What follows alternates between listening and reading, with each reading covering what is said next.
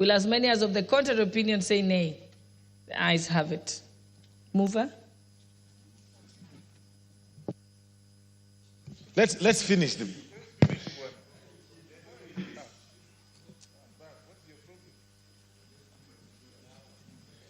Thank you very much, Honorable Speaker. Thank you very much, Honorable Speaker. Honorable Speaker, I beg to move that the Kenya Roads Board Amendment Bill, National Assembly Bill number 18 of 2024, be now read at that time, and I also request the Honorable Ferdinand Wanyonyi to second.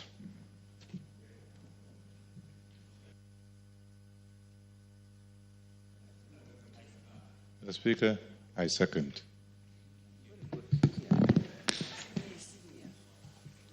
Honorable members, I propose the question that the Kenya Roads Board Amendment Bill, National Assembly Bill number 18 of 2024, be now read a third time. Thank you, honorable members. I therefore put the question, which is that the Kenya Roads Board Amendment Bill, National Assembly Bill number 18 of 2024, be read a third time. Will as many as of that opinion say aye? Aye. Will as many as of the contrary opinion say nay? The ayes have it.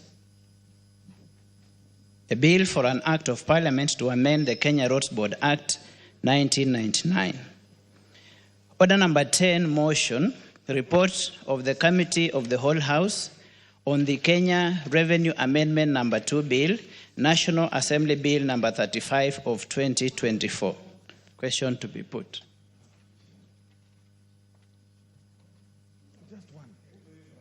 Honorable members, I put the question, which is that this House do agree with the report of the Committee of the Whole House on its consideration of the Kenya Revenue Authority Amendment number 2 Bill, National Assembly Bill number 35 of 2024.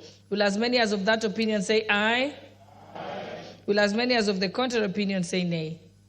The ayes have it. Mover?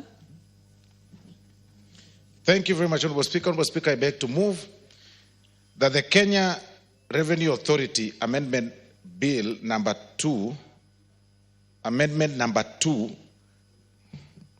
I move again, Honorable Speaker.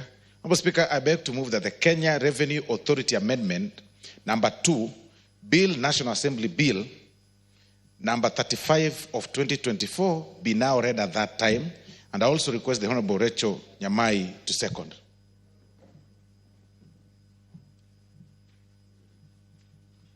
Honorable Speaker, I second. Honorable members, I propose the question, which is that the Kenya Revenue Authority Amendment number 2, Bill, National Assembly Bill number 35 of 2024 be now read a third time. I therefore put the question, which is that the Kenya Revenue Authority Amendment number 2 Bill, National Assembly Bill number 35 of 2023 be now read a third time. Will as many as of that opinion say aye? Aye. Will as many as of the contrary opinion say nay? The ayes have it.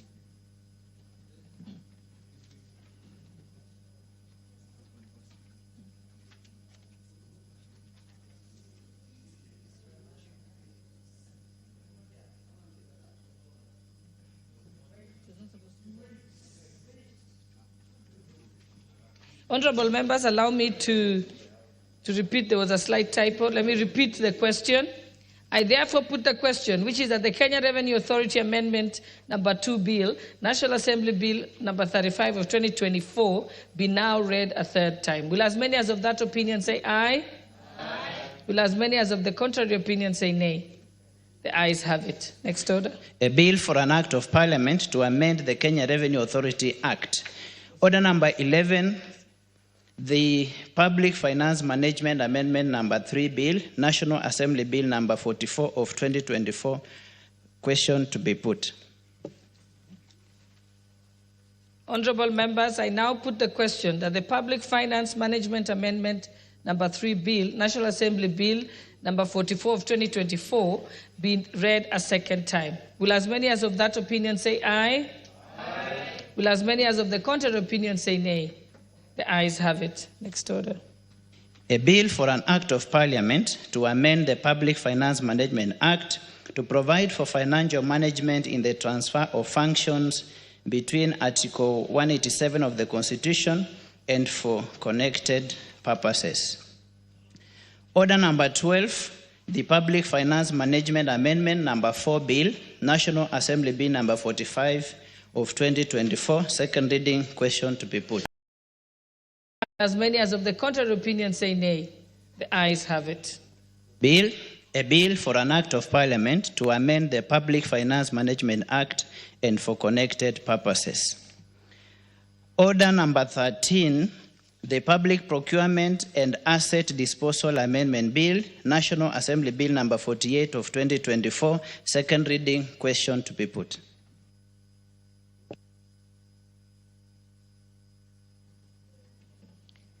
Honorable members, I now put the question that the Public Procurement and Asset Disposal Amendment Bill, National Assembly Bill number 48 of 2024, be read a second time. Will as many as of that opinion say aye?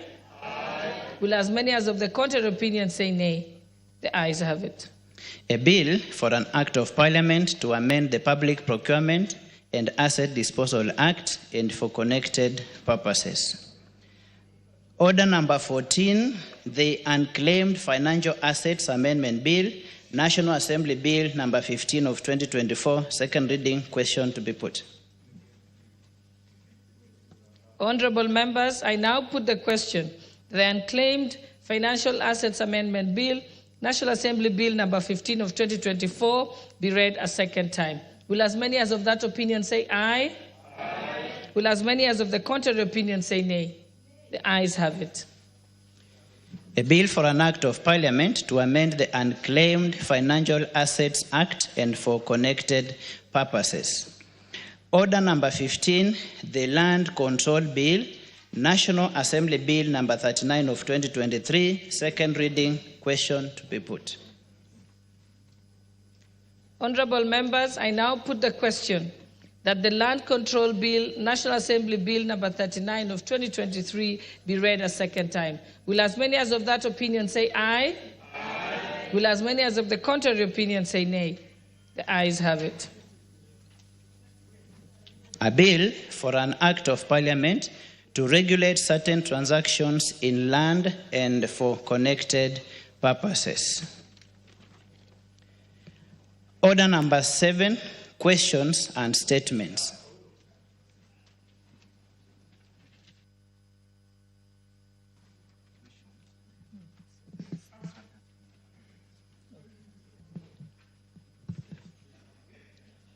Honorable members, I think we have several statements. A statement to be being requested.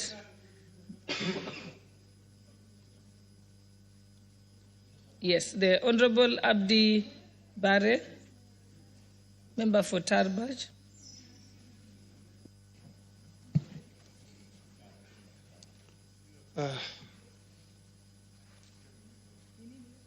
Honorable Speaker, pursuant to Standing Orders, Order number 44-2C, I rise to request for a statement from the Chairperson of the Departmental Committee on Administration and Internal Security regarding the security situation in Sheptakuro area of Tarbaj constituency. Honorable Speaker, on 15 September 2024, an incident of insecurity occurred along Wajir Mandera Road in Sheptakuro area between Kutulo sub-county and Wargadut location. 2 lorries, a Mitsubishi Fuso of registration number KCR 887U and an Isuzu FVR 90 of registration number KDP 723S being driven from Mandera to Wajir were ambushed by unidentified individuals. The attackers set both vehicles ablaze, leaving them completely destroyed, but the drivers managed to escape unscathed. The motive of the heinous act remains unknown, causing fear and anxiety among the locals on the state of security in the area. Honorable Speaker, it is against this background that I request for a statement from the chairperson of the Departmental Committee on Administration and Internal Security on the following. 1, a report on the status of investigation into the incident, including whether any arrests have been made since the incident was reported to Kutulo Police Station under OB number 09/15/09/2024.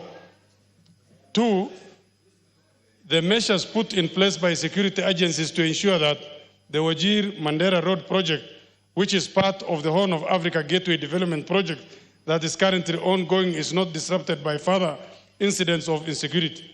And 3, the long-term strategies in place to address and permanently resolve the persistent issues of insecurity in Tarbaj constituency and the entire region of Kenya. I thank you, Honorable Speaker. I've exercised my discretion to allow the Honorable Member for Lafi to say something.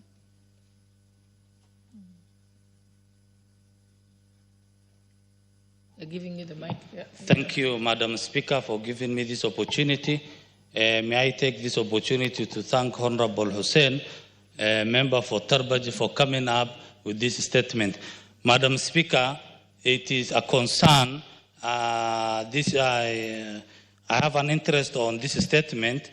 The owners of the said vehicle, one of the owners comes from my constituency, which is Lefe, and the other one comes from the neighboring constituency, which is Mandera South.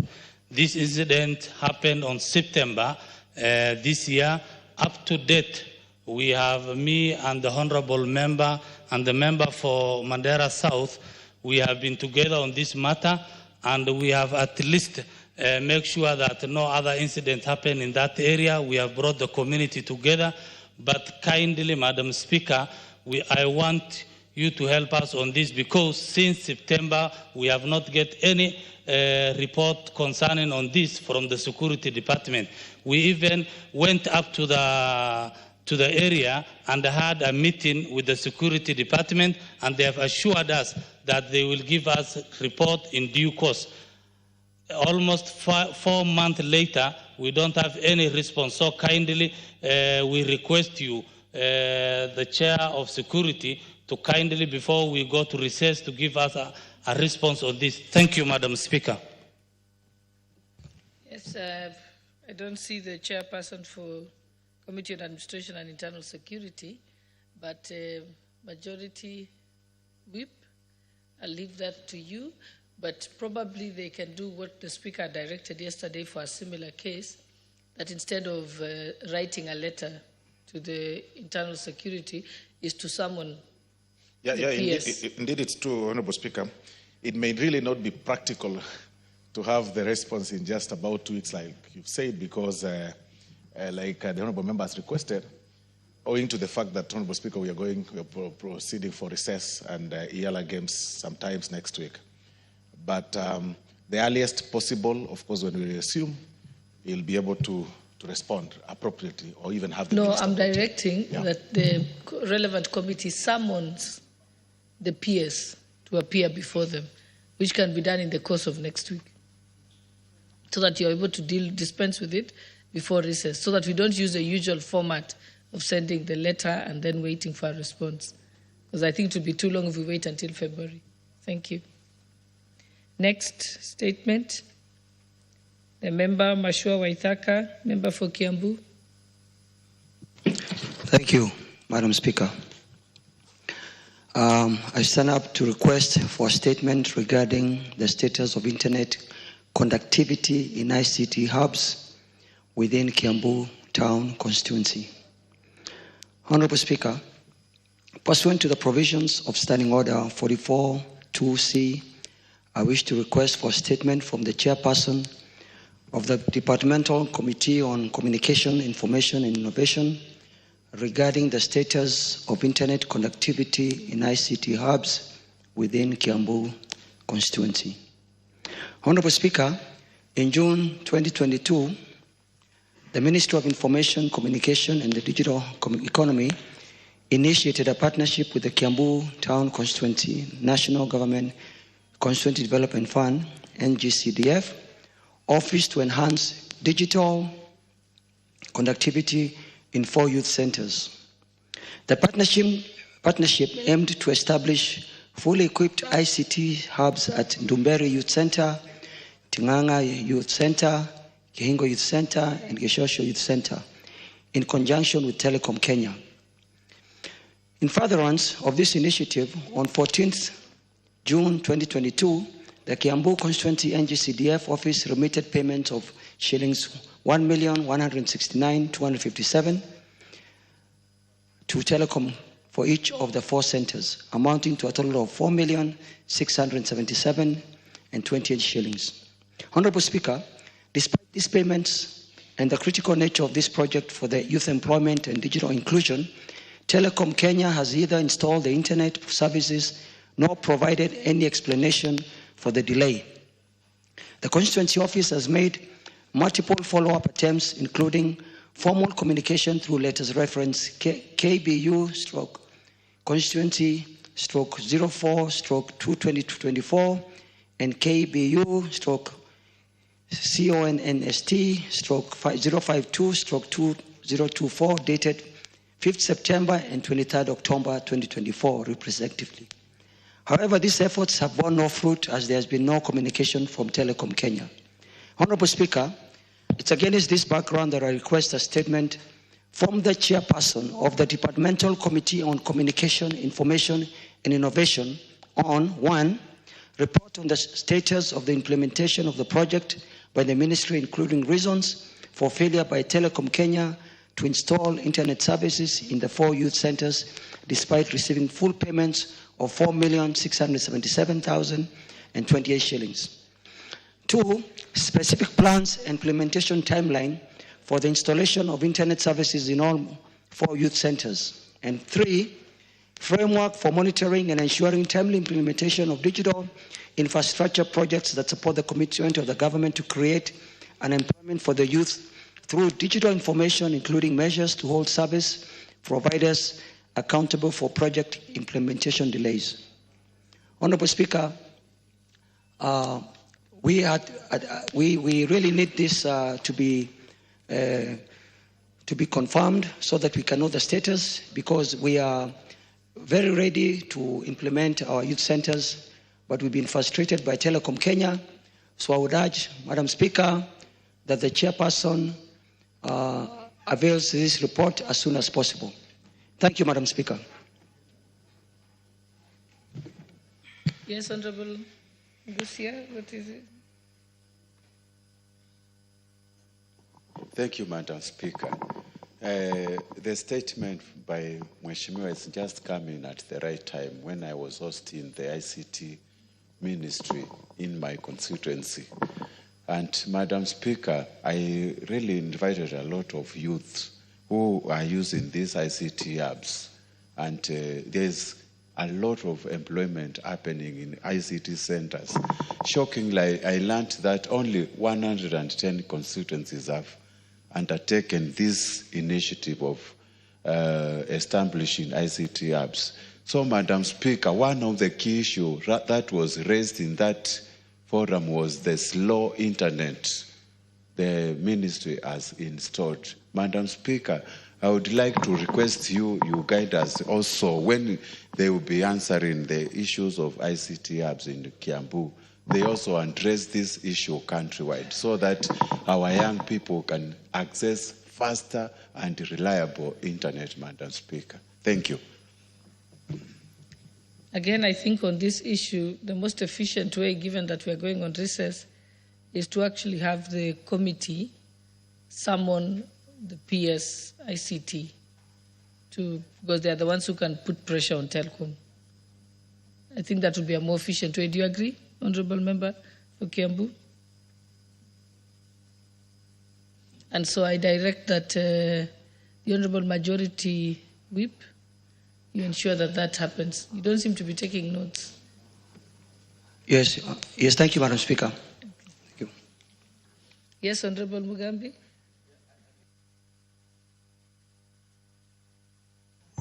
I think that motion is very important, but I think where we have reached at what His Excellency has been talking about, I think the ministry is letting the the president down, because this is one of the flagship projects of His Excellency the President.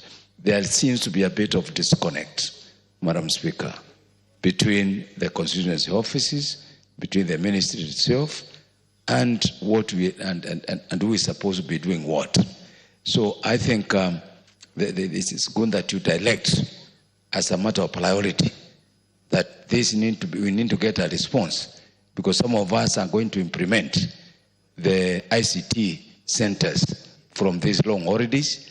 We understand that the CDF has released some money. Some of us have gotten some partners, and we are launching this project. My constituency, we are going to launch 5 of them, and we hope by July, where everything will be operational. But with all these issues of telecommunication and internet, if they are not taken in advance, we will not be able to implement the project fully. Thank you, Madam Speaker. Yes, I agree, and I hope that the majority, whom we've directed to ensure that the ICT committee convenes a meeting in the next week before the recess. For clarity, Honourable Speaker, that while I take instructions and must oblige, Honourable Speaker, with the principle of adequate timeline for summon and responses, if the summons are served upon the ICT Ministry tomorrow, for instance, Honourable Speaker, then it means that they'll seek to appear before the committee maybe sometime next week, Monday or Tuesday. We will be proceeding for recess. Then how soon would they be required to make their report tabled, or to have the report tabled before this House, Honourable Speaker? It again beats logic. At the end of it all, we'll end up having both reports tabled here in February, or sometimes in February. But I agree with you. We'll instruct the committee appropriately and the chairman to summon the ICT ministry. I think the rule behind, the idea behind the rule, or the logic behind the rule, that they are given time to respond is when it is something of complexity, or that they have to ask another state department. But I think this issue of ICT hubs is on the top of government agenda. I think it's been a subject of discussion among the constituency MPs, who have actually been, I mean, it's been put at their desk that it's something they must deliver. And so it's not going to take rocket science for the ministry to be able to respond on it.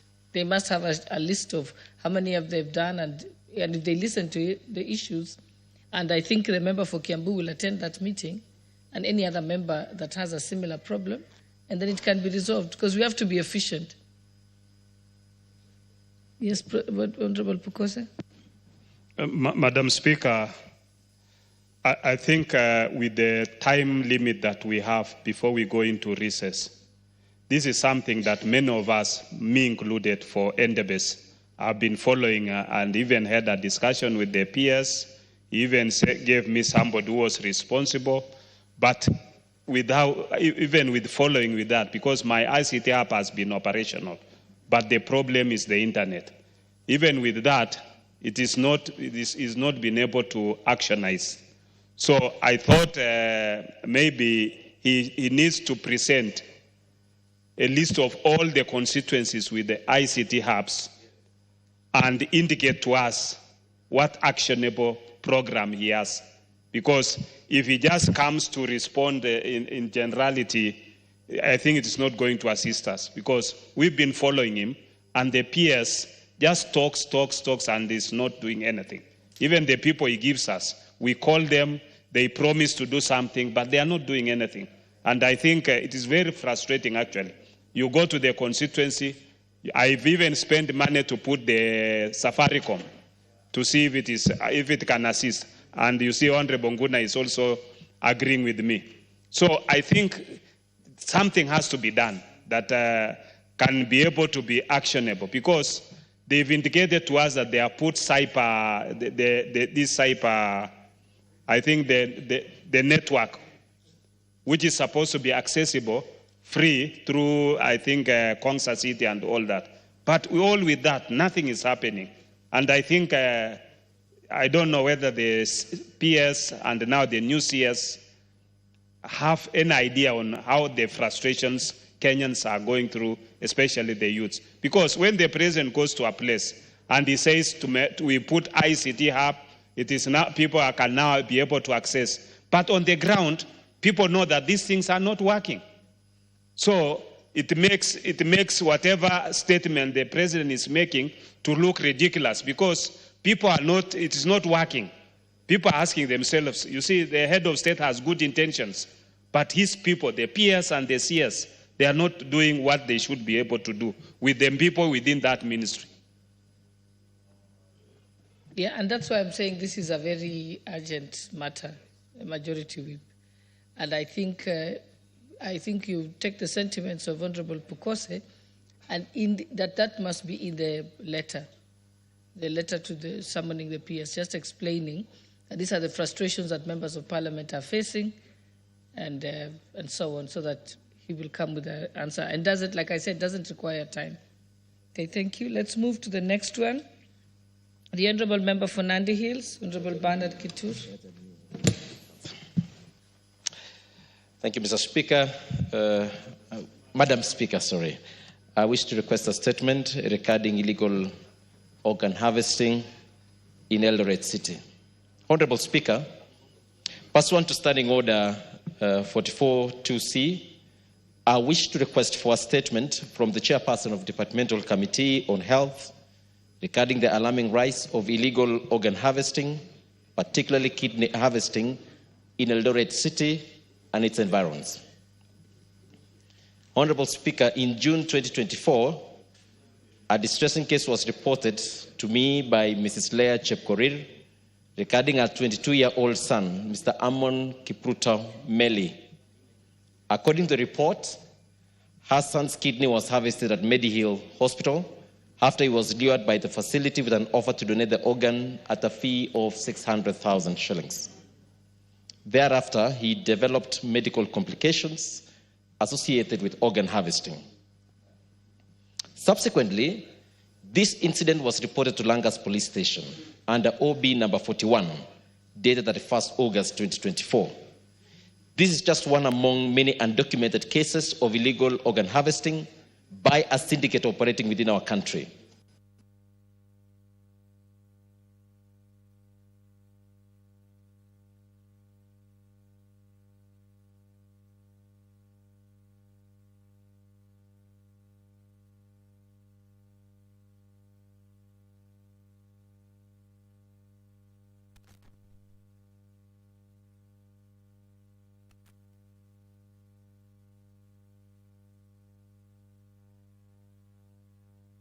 Penalties of up to 10 million shillings or imprisonment of up to 10 years for organ harvesting or trafficking.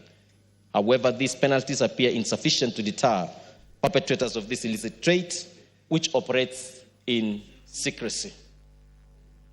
Honourable Speaker, it's against this background that I request for a statement from the Chairperson of the Departmental Committee on Health, addressing the following.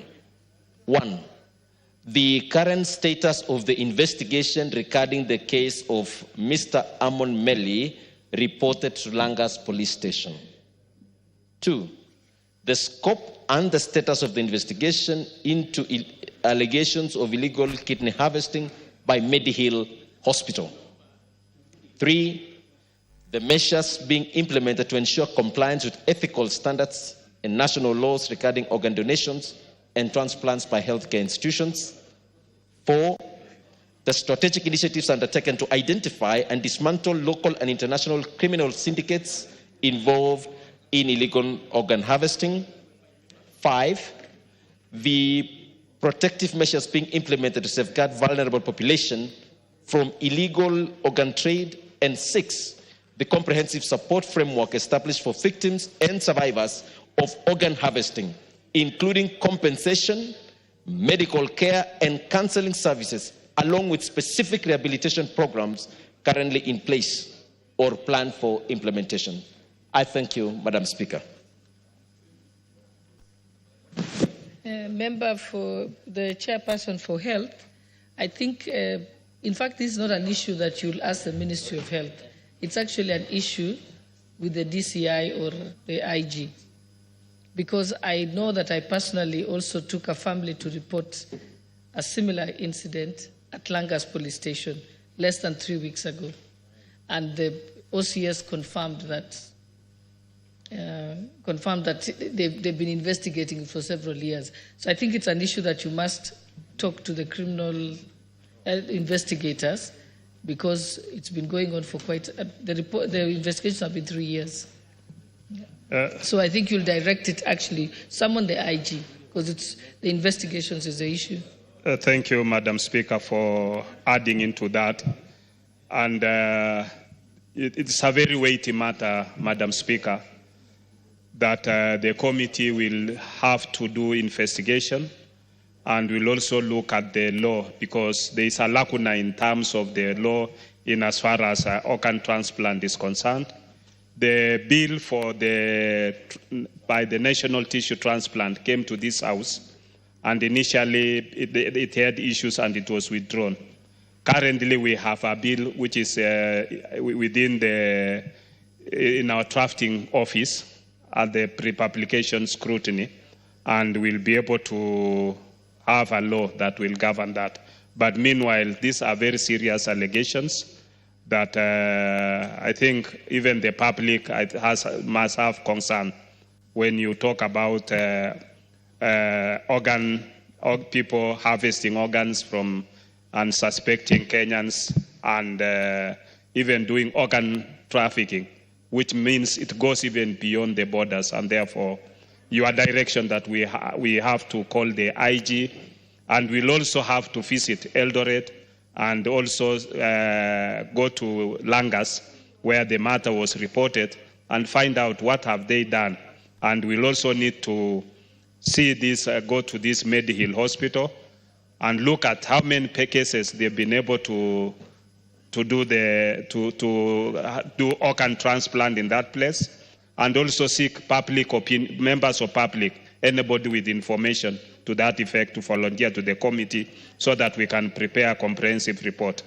In view of the fact that we are going on recess, I would ask Honorable Speaker that using standing order number 1, that this matter does not lapse with the Parliament going on recess, so that the committee during its recess period can do a thorough investigation on this and allow us to report to this House when Parliament resumes from recess. Thank you, Honourable Speaker. I think, Honourable, because you can, as chairperson, you can send a request to the substantive speaker to be allowed to sit during the recess, or at least convene at that time your committee. But there are two aspects here. There is the law that's being developed, but there is also the aspect that criminality has occurred. Offences have occurred as we speak now, which is the illegal organ harvesting. So you look at it. I know that Honourable Nyikal and Honourable Nyamai wanted to weigh in on this. Allow Honourable Nyamai, then you, Honourable Nyikal. Thank you very much, Honourable Speaker. I would like to support this statement by the young Member of Parliament who is very active in this House, and to agree with you, Madam Speaker, that this is not only a health matter, it is a criminal issue. And I am sure that the Honourable Dr. Pokose is equal to the challenge. This is not only happening in Kenya, it is happening in the whole of Africa. Initially, it was about poverty, but now it is about people lengthening their lives by acquiring organs of younger people and believing that when they have these organs of younger people, they can live longer. So I believe that it's a complicated matter that the committee needs not only to be assisted by experts in the Ministry of Health, but to make sure that they go also to the Ministry of Interior, where they weigh on this matter beyond health, because it's not only health. It's about poverty, it's about people's health, it's about people lengthening their lives, it's about crime. So it's a matter that is complicated, but I believe that the Honourable Pokose can deal with this matter. Thank you for giving me a chance, Madam. Honourable Nyikal. Thank you, Madam Speaker. This is an extremely important matter before us, and I applaud the Honourable Member for raising it. And I want to support what the chair of our committee actually indicated. It is actually a criminal matter, It is a professional matter, and therefore we need to look at it. We'll not only look at the police aspects, we'll also have to carefully look at the professional aspects, because for it to happen, professionals must be involved.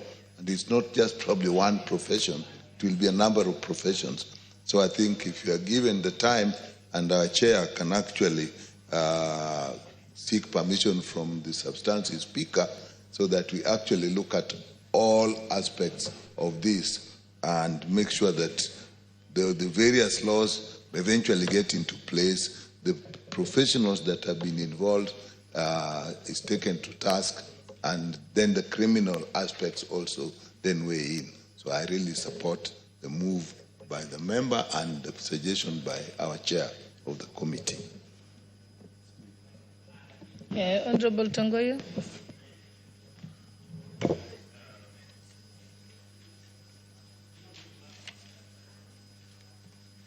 Honorable Speaker, thank you for giving me an opportunity.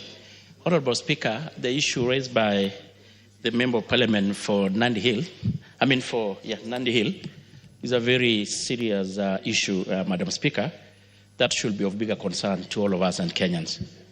I remember in the last Parliament, Honorable Speaker, there was an issue like this, similar to this, that was actually carried in some of Daily, I think it was Daily Nation or something, to the same effect, accusing the same facility.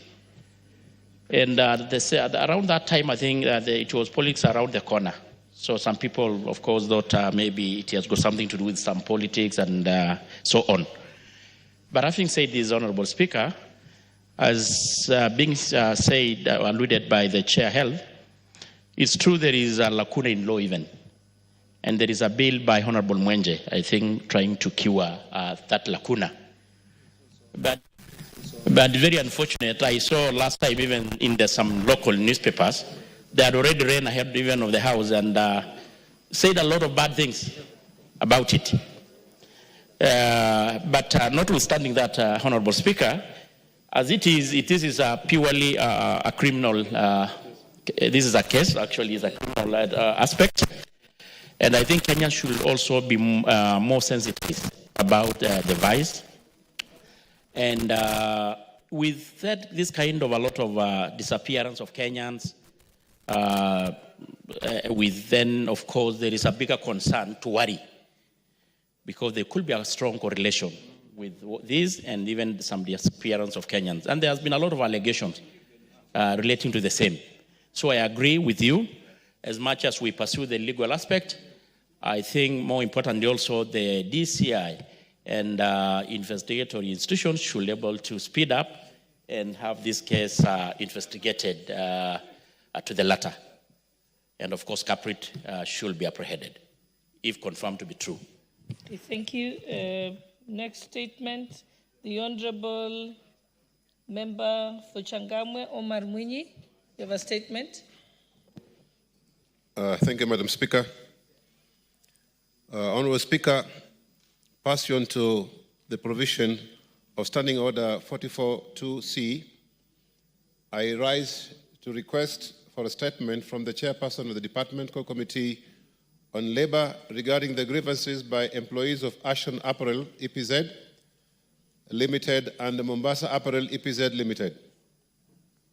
Honorable Speaker, on 26 October 2023, I raised concerns in the House regarding unfair labour treatment of employees of Ashton Apparel EPZ Limited and Mombasa Apparel EPZ Limited. Thereafter, you directed the Departmental Committee on Labour to look into the matter.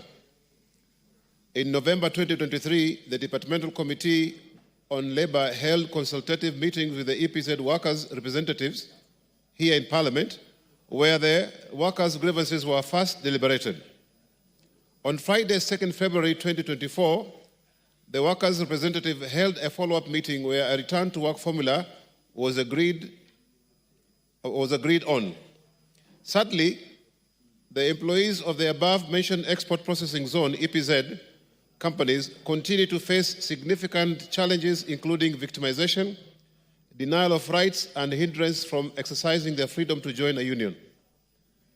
These actions not only violate their rights, but also discourage the workers from voicing their concerns on issues affecting their welfare.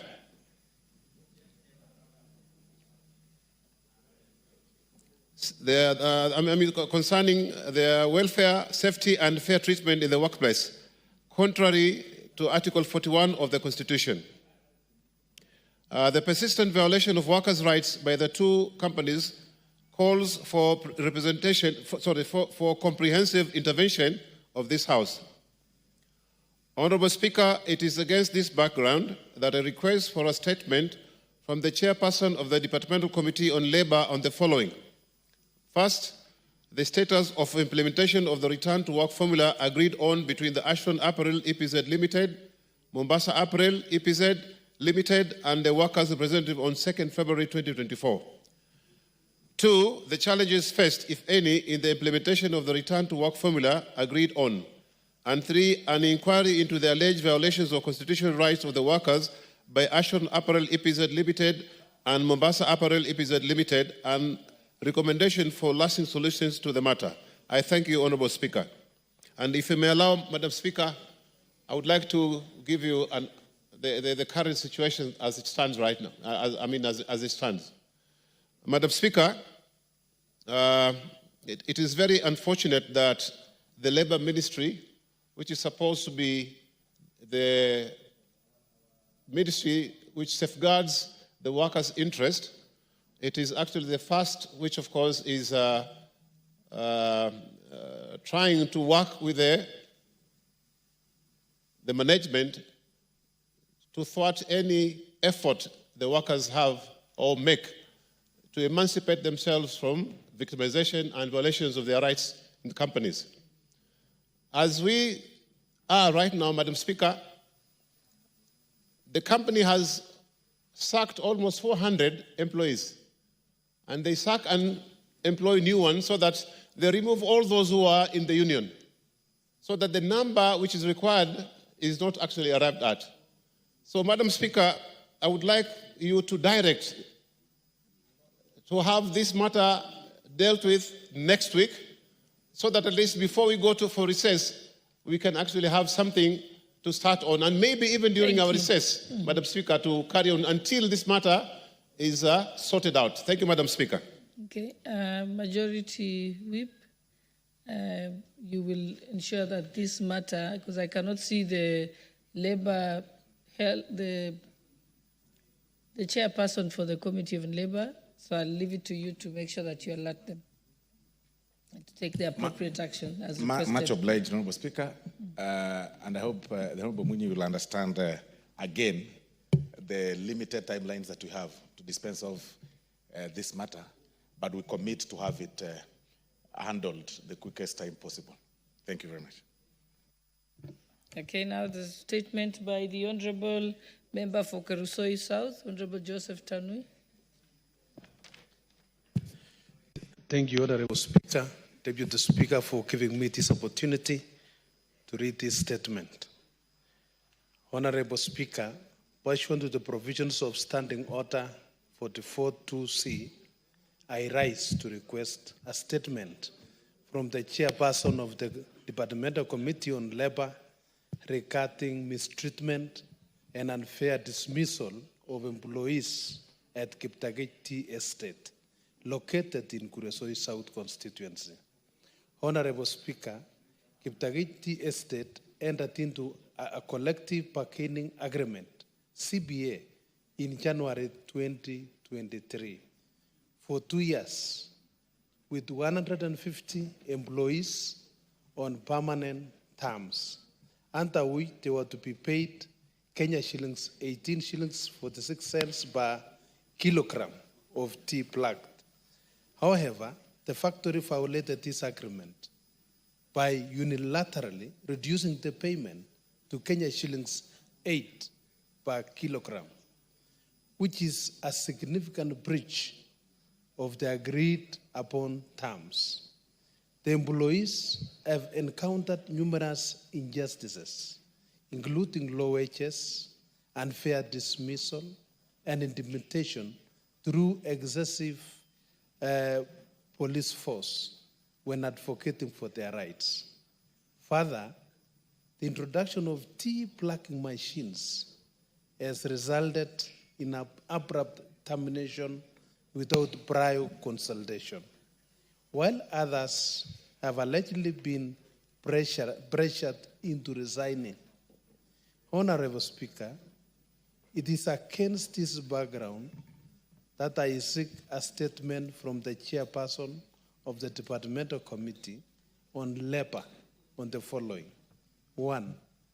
Measures taken by Kiptagich Tea Estate to reinstate the dismissed tea pluckers and provide them with compensation for unfair dismissal and lost income. Number 2, steps being taken to address the mistreatment, unfair dismissal, violations, and breach of the collective bargaining agreement and employee contracts at Kiptagich Tea Estate. Thank you, Honorable Speaker. Thank you. Again, I think that's under the same Committee on Labor. So I think, Honorable Osoro, you'll ensure that this reaches the chairperson who's not present. Okay, we may proceed to the next order. Much obliged.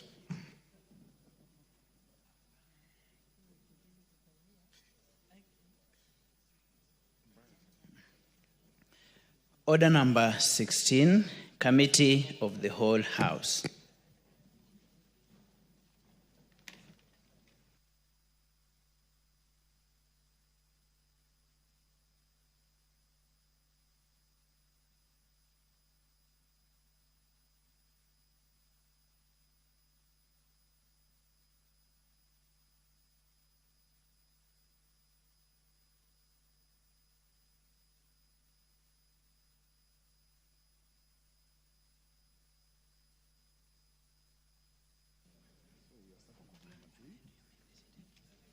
Honorable members, you may be seated.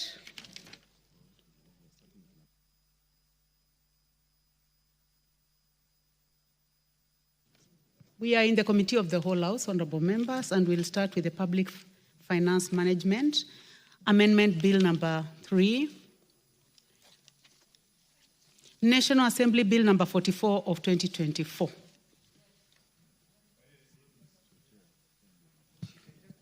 I can see the Chairman Finance is here, so we may proceed. Clause 2.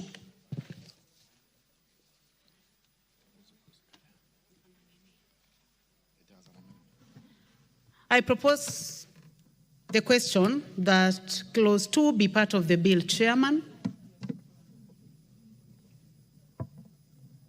Chairperson, Chairman Finance. Thank you, Honourable Chair. I beg to move that Clause 2 of the bill be amended as proposed.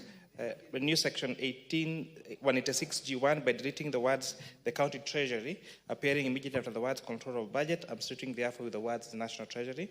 This proposed amendment is seeking to clarify on the reports submitted to various entities by the accounting office and the county government in case of a transfer of a function from the national government to a county government. It clarifies that the report will be submitted to the National Treasury instead of the County Treasury. This was more of a drafting error.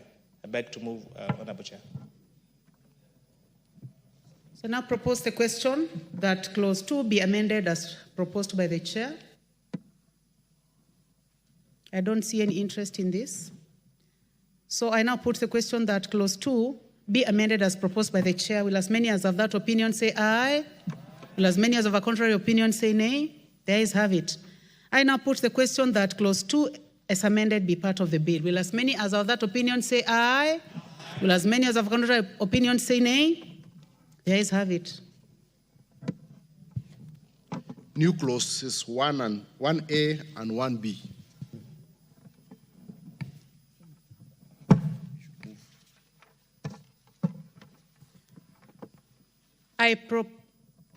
I now call upon the Chair to move second reading of the new clause 1A and 1B. Honourable Chair, I beg to move that new clause 1A and 1B be read a second time.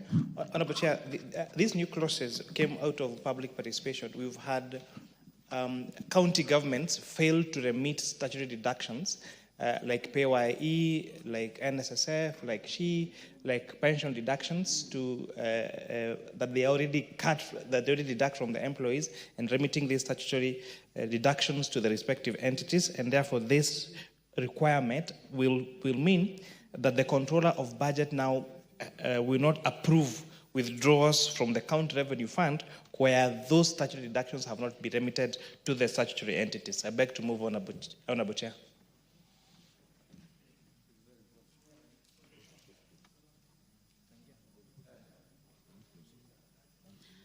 Let me first of all propose.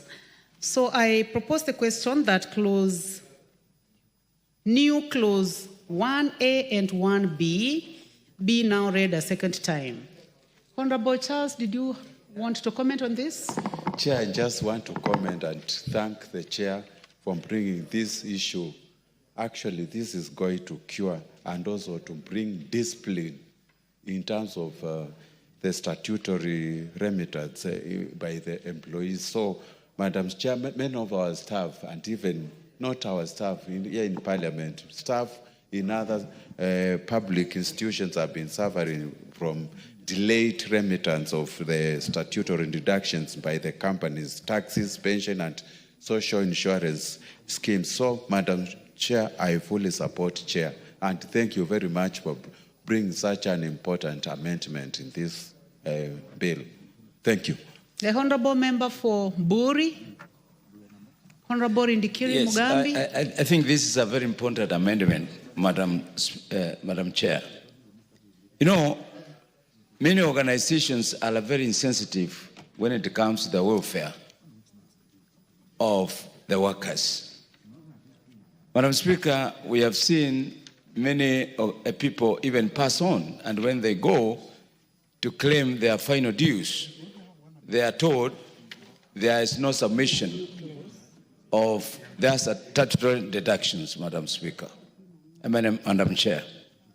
So this is very important. It's going to bring discipline. And when you see a county is not responding on monthly basis, it shows how irresponsive they are. And I want to suggest that it's not only the counties, it's all the institutions, public institutions, that it need to apply. We have so many universities that have gone down. Many institutions have gone down. Many institutions are being sold out. Many institutions are collapsing, and they're leaving the workers without their benefits. So I support this amendment and request the Chair that moving all the public institutions need to be given the same standard of operations. I thank you, Madam Chair.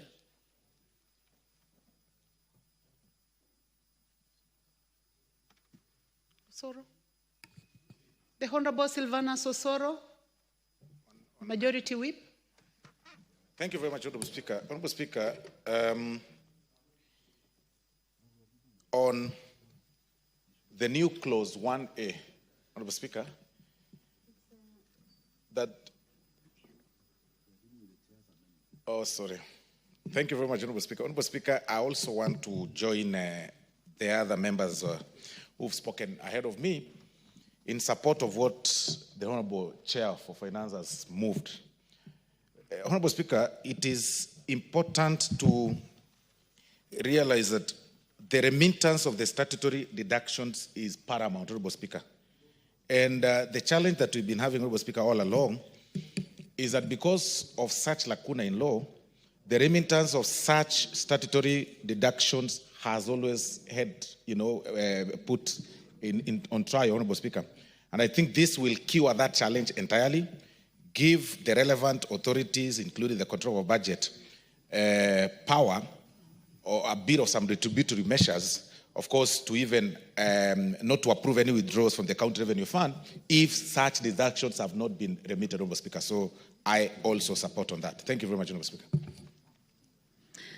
Thank you, Majority Whip. I now put the question that clause 1A, that new clause 1A and 1B be part of the bill. Will as many as of that opinion say aye? Aye. Will as many as of a contrary opinion say nay? The ayes have it.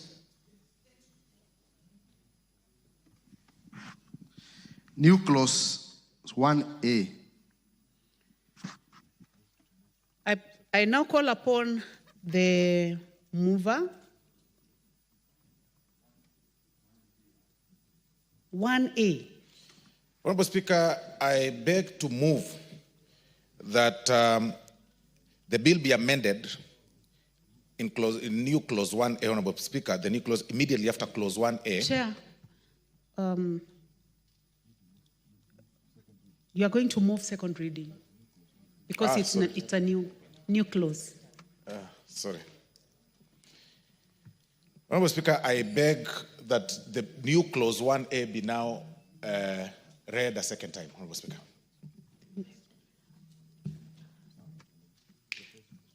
I now propose the question that new clause 1A be read a second time.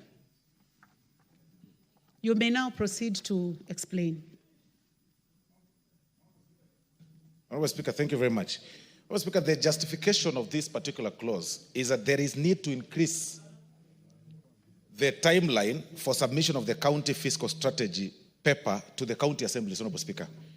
It's quite paramount, Honorable Speaker, that the amendment of the Public Finance Management Act of 2012 to also increase the period for consideration, Honorable Speaker, of the budget policy statement from 14 to 21 days, which is very necessary, Honorable Speaker, to allow for comprehensive scrutiny of the proposals contained in the statement. Honorable Speaker, the timeline that was 14 days, as it were, Honorable Speaker, is really not sufficient to scrutinize the budget policy statements, Honorable Speaker, and the justification of this new clause, Honorable Speaker, is to at least extend the timeline by another 7 days so that the whole policy statement can be well scrutinized, comprehensively relooked at, and so to get the justifiable end, Honorable Speaker. Thank you very much. I beg to support that, to move that. Thank you, Chairman. Honorable Speaker, there are two very important policy documents that inform the budget process of national government and county governments. For the national government, it's a budget policy statement, and for the county government, it's a fiscal strategy paper. So the current provisions in the PFM Act provides for only 14 days for consideration. And therefore, you find that committees have to really rush to complete this process, submit to the budget committee within 14 days.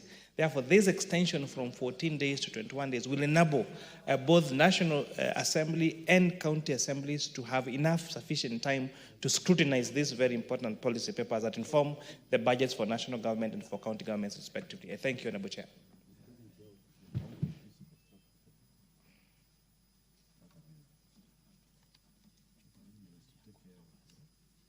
Honorable Charles Nguna. Chair, I just want to support the move and the chair for this very important proposal. Even as parliamentarians, we have been really struggling in terms of producing these policy documents. At most of the time, even if we are struggling and others are struggling, I think it is very difficult for us to understand the whole policy statement. So extension by another 7 days is very important so that we can read, digest, and actually integrate it in our plan. So, Madam Chair, I support. The Honorable Member for Nyamira County.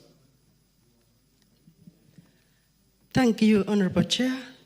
I also rise to support the amendment as given by the mover, simply because when things are done in hurry, sometimes we make mistakes.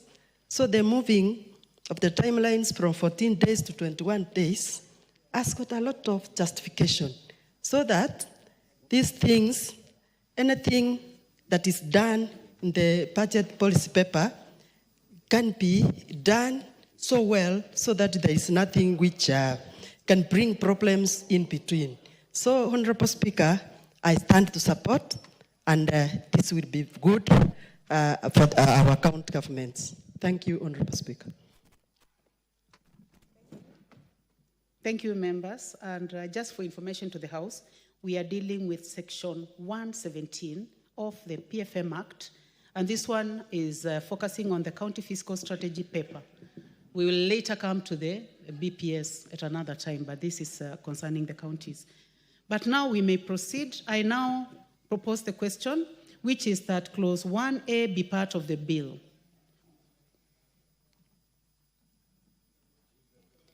Now, I take this again. I now put the question, which is that Clause 1A be read a second time. Will as many as of that opinion say aye? Aye. Will as many as of a contrary opinion say nay? The ayes have it. I now propose the question, which is that Clause 1A be part. I propose the question that new Clause 1A be part of the bill. Will as many as of that opinion say aye? Will as many as of a contrary opinion say nay? The ayes have it. I now put the question that new Clause 1A be part of the bill. Will as many as of that opinion say aye? Will as many as of a contrary opinion say nay? The ayes have it.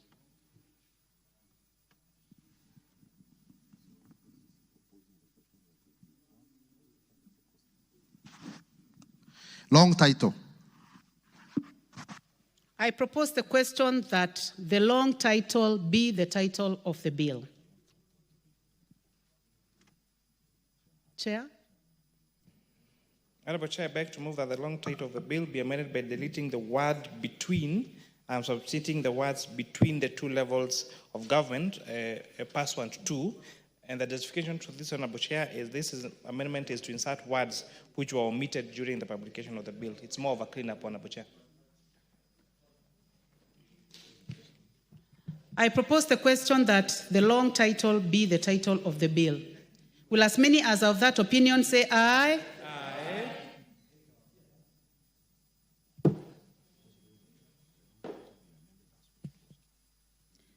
I propose the question that the long title be amended as proposed by the chair.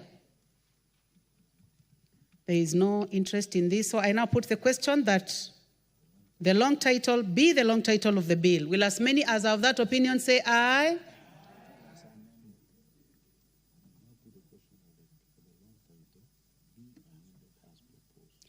I now put the question that the long title be amended as proposed by the chair. Will as many as of that opinion say aye? Aye. Will as many as of contrary opinion say nay? The ayes have it. I now put the question that the long title as amended be part of the bill. Will as many as of that opinion say aye? Aye. Will as many as of a contrary opinion say nay? The ayes have it. Title. I propose the question that the title be the title of the bill. No amendment, so I now put the question that the title be the title of the bill. Will as many as of that opinion say aye? Will as many as of a contrary opinion say nay? The ayes have it. Clause 1.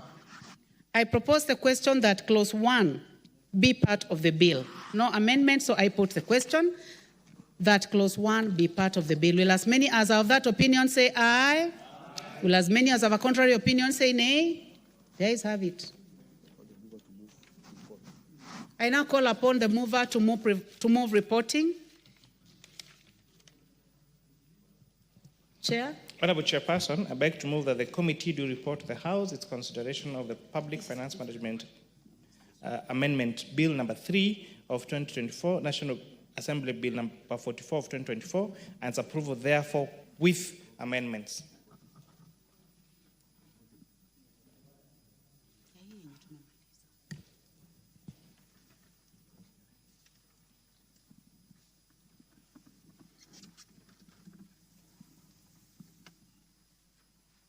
Honorable members, I now put the question, which is that the committee do report to the House its consideration of the Public Finance Management Amendment number 3 Bill, National Assembly Bill number 44 of 2024, and its approval with amendments. Will as many as of that opinion say aye? Aye. Will as many as of a contrary opinion say nay? The ayes have it. Honorable members, you are now going to move to the next bill, which is the Public Finance Management Amendment number 3 bill.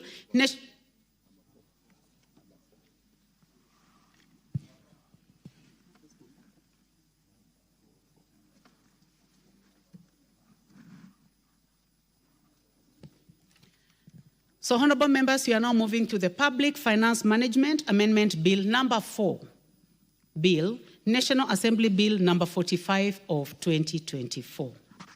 Clause 2. I propose the question that Clause 2 be part of the bill. Chair? Honorable Chair, I propose that Clause 2 of the bill be amended in paragraph A. In paragraph A, the proposed new subsection 2C by reading the word act and substituting therefore with the word provision. And B, in paragraph B, in the proposed new subclause 2CA by reading the words not later than 5 years from the date of coming into force of this act. This proposed amendment in paragraph A is seeking to provide clarity on the proposed amendment on the effective days of the debt threshold. It cures ambiguity on whether the effective date will be the date of the commencement of the act or the provision as proposed in clause 2A of the bill. This proposed amendment in paragraph B is seeking to cure ambiguity on the proposed new section 2C on the obligation of the Cabinet Secretary taking measures to comply with the death threshold. As provided in the bill, the use of the words not later than 5 years from the date of coming into force of this act, it might be construed to mean that the measures being taken by the Cabinet Secretary could be taken within 10 years, which is not the intention of the bill. Honorable Chair, this is the debate that we had yesterday, where we are seeking clarity that the adherence to the 55% debt as a percent of GDP in present value terms will have to come into effect within 5 years, and not after 10 years, as may be construed as read probably as currently proposed in the bill. So this provides for that clarity, which was the real intention of the bill. I beg to move, Honorable Chair. Thank you, Chair. I propose the question that Clause 2 be amended as proposed by the Chair. The Honorable Soro. Honorable Speaker, I also support the mover's amendment, Honorable Speaker, as proposed by the Chair, Honorable Speaker, because when there is ambiguity in law, Honorable Speaker, it really raises challenges and sometimes it leads to abuse. And it's paramount when you say not later than 5 years from the date of coming into force of this act, Honorable Speaker, and you leave it blankly at times without really specifying the timelines, then you allow people to just abuse it, or the Cabinet Secretary, can even get up to 10 years, Honorable Speaker. So I think this amendment by the mover is quite timely, Honorable Speaker. I support. Thank you very much. Thank you. The Honorable Dr. Pukose, member for Endebess.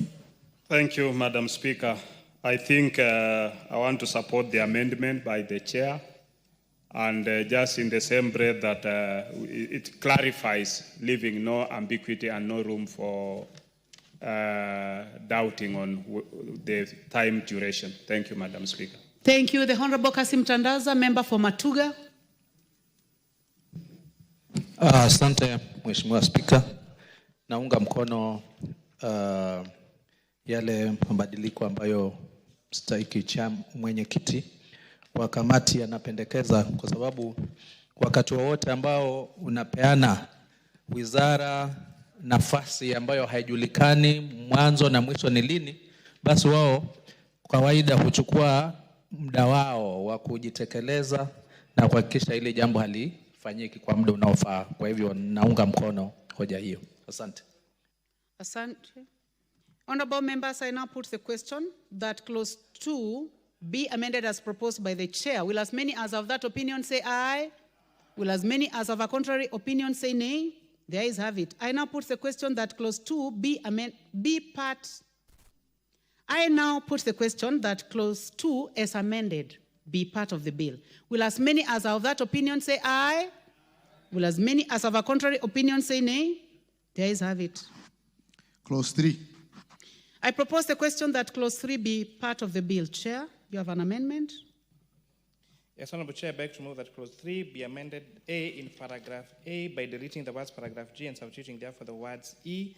and by renumbering the proposed new paragraph H as the paragraph EA, by renumbering the proposed new paragraph I as paragraph EB, in paragraph B in the proposed new subsection 6, by deleting the word subsection 1H appearing immediately after the words contemplated under, and substituting therefore the word subsection 1EA, and lastly, by deleting the word subsection 1H appearing immediately after the words commencement of, and substituting therefore the words subsection 1EA. Honorable Chair, these amendments are seeking to provide a logical flow of the proposed additional functions of the public sector accounting standards board. Now that you've given them a new function of ensuring migration from cash to accrual accounting, then there is need now to rename how those particular subsections appear in the bill and now as when amended in the Act. I beg to move, Honorable Chair. I propose the question that clause 3 be amended as proposed by the chair. Honorable Charles Nguna, is your interest in this? No? Just proceed. I do not see any further interest in this. So I now put the question that clause 3 be amended as proposed by the chairman. Will as many as of that opinion say aye? Will as many as of a contrary opinion say nay? The ayes have it. I now put the question that clause 3 as amended be part of the bill. Will as many as of that opinion say aye? Will as many as of a contrary opinion say nay? The ayes have it. New clause 1A. I now call upon the chairman, the majority leader, to move second reading of that new clause. Thank you very much, Honorable Speaker. Honorable Speaker, I beg to move that new clause 1A be read a second time.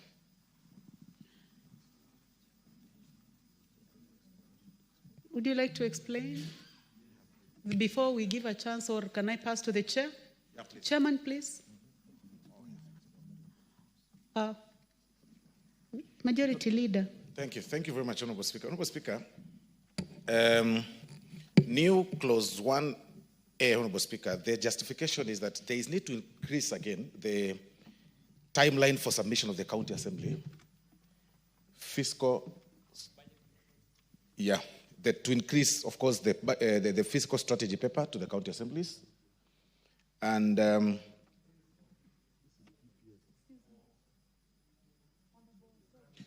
sorry.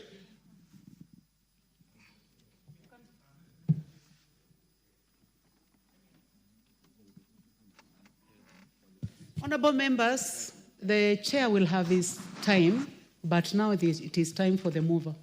And I think we are moving well. Sorry, Honorable Speaker, I had...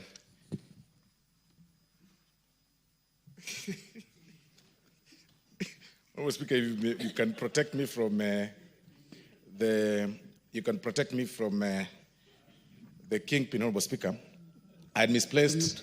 Member for Emukuru Dikri. Honorable Speaker... Emurwa. Member for Emurwa Dikri. Please, be orderly. Honorable Speaker... You may proceed, Majority Leader. Thank you very much, Honorable Speaker. Honorable Speaker, I had misplaced my notes. Honorable Speaker, the amendment of the Public Finance Management Act of 2012, Honorable Speaker, seeks to increase the period of consideration of the budget policy statement again from 14 days, Honorable Speaker, to 21 days, which is necessary again to allow for comprehensive scrutiny of the proposals contained in the statement. This is the purpose, Honorable Speaker, at least again to extend that timeline from 14, Honorable Speaker, to 21. I mean, one will not lose too much, Honorable Speaker, for waiting at least for another 7 days for people to scrutinize the BPS, Honorable Speaker, and understand it better. Because the hurried nature of people, trying to pull through the BPS just within the 14 days, Honorable Speaker, needed to be extended so that people can really understand it. So I beg to move, Honorable Speaker. Thank you. Thank you, Honorable Soro. I propose the question that new clause 1A be now read a second time. Chairman? So, Honorable Chair, maybe we are wondering why we have two PFM amendment bills separate. So the PFM bill number 3 that we just passed includes county functions. And that's why we're saying when you transfer funds, they must be accompanied by transfer of funds. And that is why we now move an amendment in that bill to increase the time for the county fiscal paper. But now this other PFM is dealing with the debt anchor, which now, because it doesn't concern counties, doesn't have to go to Senate. So the first bill will obviously have to be transmitted to the Senate. This bill, because it does not contain counties, will only be processed in this House. And that's why now the amendment on budget policy statement processing days be increased from 14 to 21 falls square onto this bill. I wanted to make that clarification why there are two bills separate that amend the same Public Finance and Management Act. Thank you, Chair. I now put the question that new clause 1A be now read a second time. Will as many as are of that opinion say aye? Will as many as are of a contrary opinion say nay? The ayes have it. I now propose the question, which is that new clause 1A be part of the bill. Honorable members, I do not see interest in this, so I will proceed. I put the question that new clause 1A be part of the bill. Will as many as are of that opinion say aye? Will as many as have a contrary opinion say nay? The ayes have it. Title. I propose the question that the title be the title of the bill, and there be no amendment. I now put the question that the title be the title of the bill. Will as many as of that opinion say aye? Will as many as have a contrary opinion say nay? The ayes have it. Clause 1. I propose the question that clause 1 be part of the bill. There be no amendment. I now put the question that clause 1 be part of the bill. Will as many as are of that opinion say aye? Will as many as are of a contrary opinion say nay? The ayes have it. I now call upon the mover to move reporting. Honorable Chairperson, I beg to move that the committee do report to the House its consideration of the Public Finance Management Amendment Bill number 4, Bill, National Assembly Bill number 45 of 2024, and approval therefore with amendments. Thank you very much, Chair. Honorable members, I now put the question, which is that the committee do report to the House its consideration of the Public Finance Management Amendment number 4, Bill, National Assembly Bill number 45 of 2024, and its approval with amendments. Will as many as are of that opinion say aye? Will as many as have a contrary opinion say nay? The ayes have it.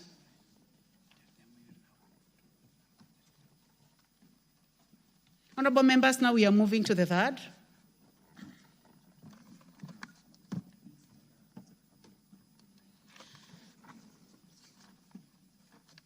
The Public Procurement and Asset Disposal Amendment Bill, National Assembly Bill number 48 of 2024. Clause 3.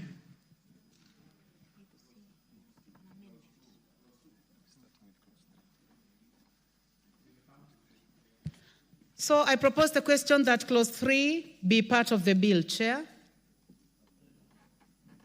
Chairman, I hope you are ready with this, the third one.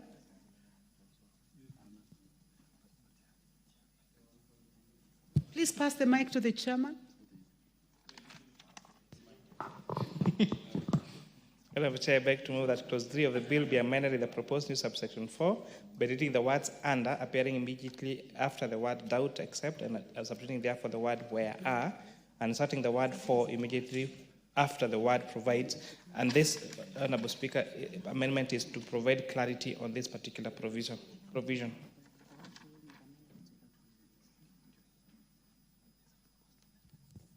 I propose the question that clause 3 be amended as proposed by the chairman. Honorable Nikal, Dr. Nikal. Chair, I would request that we have more. Just seeking clarity does not give us the substance. It is that clarity that is being done through this bill that we need to know what it is. Thank you. So if we get that before we make comments.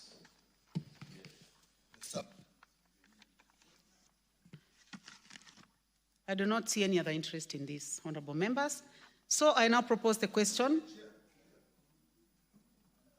Clarity, and it looks like the mover is actually ready. You know, we are passing extremely important bills in the last few minutes here. Chair, did you hear what clarification you were seeking? respond? Okay, so you may proceed. But the chair should have had it first. Sorry to say that, but okay. Sorry, Honorable Chair. Honorable members, clause 3 of the bill, to read it verbatim, it says, Section 4 of the Principal Act is amended by inserting the following new section immediately after subsection 3. For the avoidance of doubt, except under bilateral or multilateral agreements between Government of Kenya and other foreign government agency, entity or multilateral agency, provides use of foreign or international financing. So if you read, for the avoidance of doubt, except under, we are changing the word under, so to except where are bilateral or multilateral agreements between governments of Kenya and other foreign agency, entity, or multilateral agency.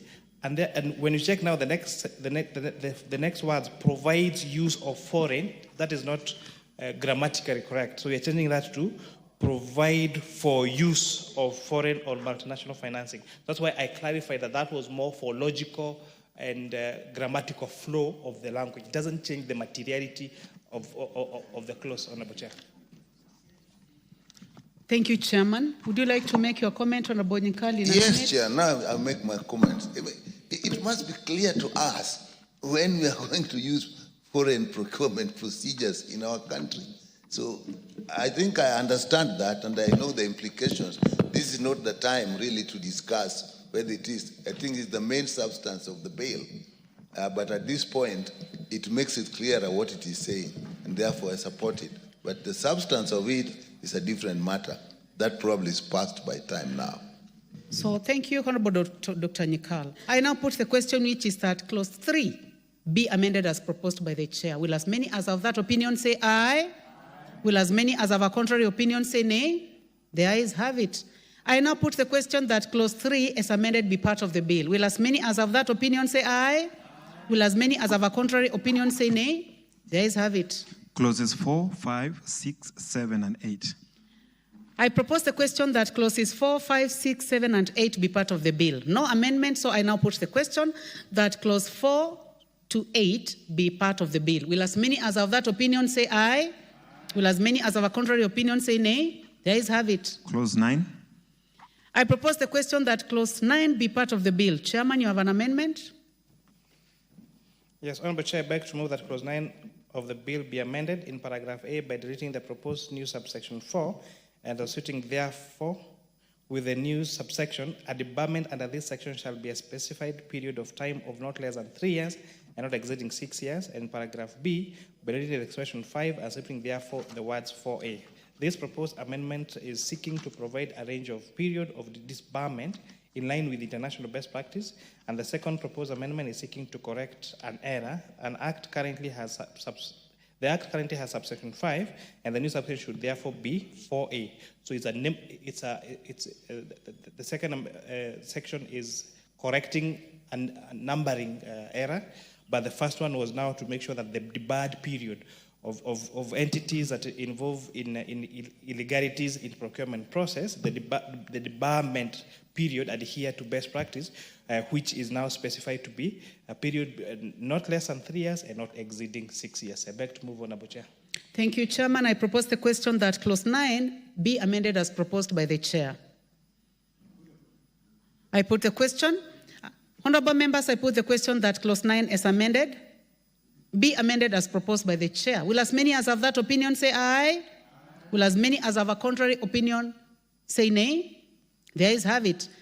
I now put the question that clause 9 as amended be part of the bill. Will as many as of that opinion say aye? Will as many as of a contrary opinion say nay? The ayes have it. Clause 10. I propose the question that clause 10 be part of the bill. So no amendment. I now put the question that clause 10 be part of the bill. Will as many as of that opinion say aye? Will as many as of a contrary opinion say nay? The ayes have it. Clause 11. I propose the question that clause 11 be part of the bill. Chairman, you have an amendment?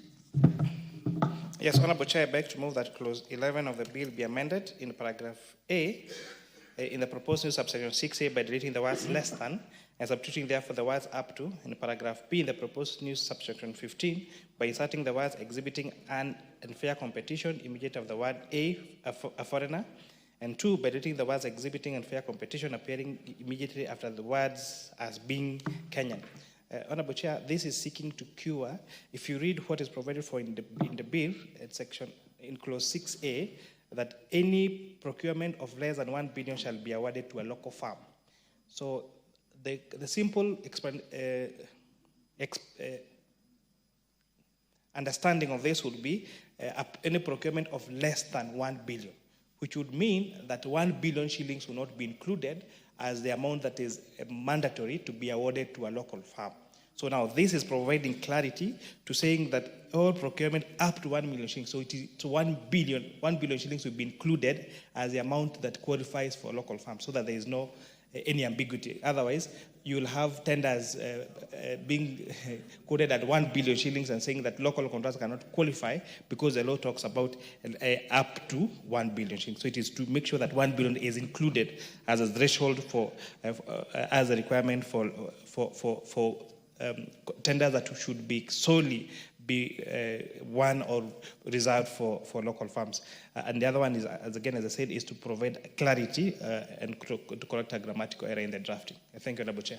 Thank you very much, Chair. I propose the question that clause 11 be amended as proposed by the Chair. Honorable Soro. Thank you very much, Honorable Speaker. Honorable Speaker, the first proposed amendment tries or tends to cure the lacuna that would exist with the use of the word less than. The word here is less than, which would imply that the exact amount of 1 billion shillings does not fall within the ambit of a local firm or a foreign firm. But the second part, Honorable Speaker, also proposed to clarify that the offense relates to a foreigner exhibiting unfair competition.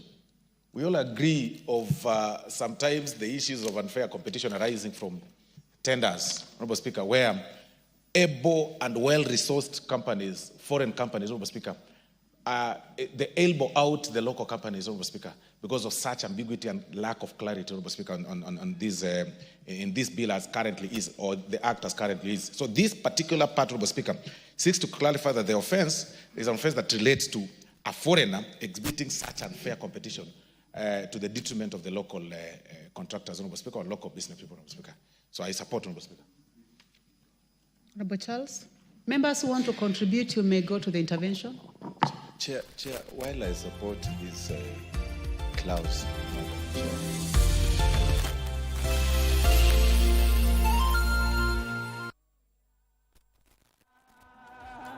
stations that have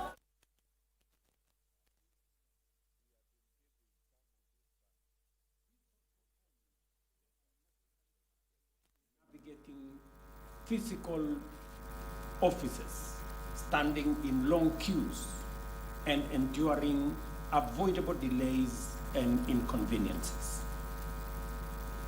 We envision a Kenya where geographical disparities no longer dictate access to public service, where citizens in the most remote areas could enjoy the same conveniences as those in urban centers. We aspire to build a system that prioritizes integrity over corruption, efficiency over waste, and inclusivity over exclusion. Ladies and gentlemen, I proudly stand before you today to declare, and I am confident you can all attest, that eCitizen has delivered on this promise. Now, from the comfort of your home and with just a mobile phone, you can renew your driving license, register a business name or a business entity, or apply for a marriage certificate. Tasks that once took weeks of travel, paperwork, and endless follow-ups, often at great expense. These are now completed in minutes, sometimes in just a day. 1 year on, eCitizen now hosts, as of yesterday when I met my speech, it was 20,855. I'm told by this morning, it is 22,515. Services of a thriving community of 13 million users. Revenue collection through the platform has grown significantly enabling the government to mobilize critical resources for public projects. E-Citizen is not just a digital service delivery platform. It represents a paradigm shift that has redefined public service delivery in Kenya and profoundly impacted lives. In many ways, both big and small public services, both big and small, our understanding and expectations of how public services are provided have fundamentally changed. Consider the story of a mother in a remote village who once walked tens of kilometers to apply for her child certificate, often making repeated trips due to delays. Or the citizen, or a senior citizen, who struggled to access replacement services for vital documents. Today, these services are relics of the past. These challenges are relics of the past, as the e-Citizen platform systematically dismantled barriers to efficient service delivery. This transformation extends beyond individuals. The digital ICT ecosystem, including cyber cafes, mobile device shops, and auxiliary businesses have flourished, creating jobs, fostering wealth, and driving economic growth. The ripple effect of e-Citizen are no longer confined to digital transformation. Its impact on service delivery has improved lives, strengthened hope, and opened new opportunities across our nation. By digitizing services, we have significantly enhanced efficiency, saving time and money for both citizens and government. Less paperwork translates to lower costs, streamlined processes reduces administrative burdens, and less bureaucracy leads to faster service delivery. These savings are also being redirected towards critical areas such as health, education, infrastructure, and job creation. The transformation doesn't stop here. As a matter of fact, the success of e-Citizen has propelled Kenya onto the global stage as a trailblazer in harnessing digital technology. We have become a model for how governments can promote efficiency and competitiveness in the digital age.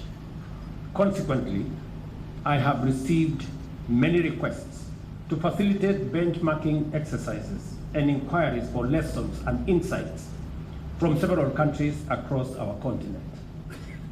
As a leader in leveraging homegrown innovation to solve serious challenges, we are proud to partner with our friends in their own transformation journeys in different parts of the world.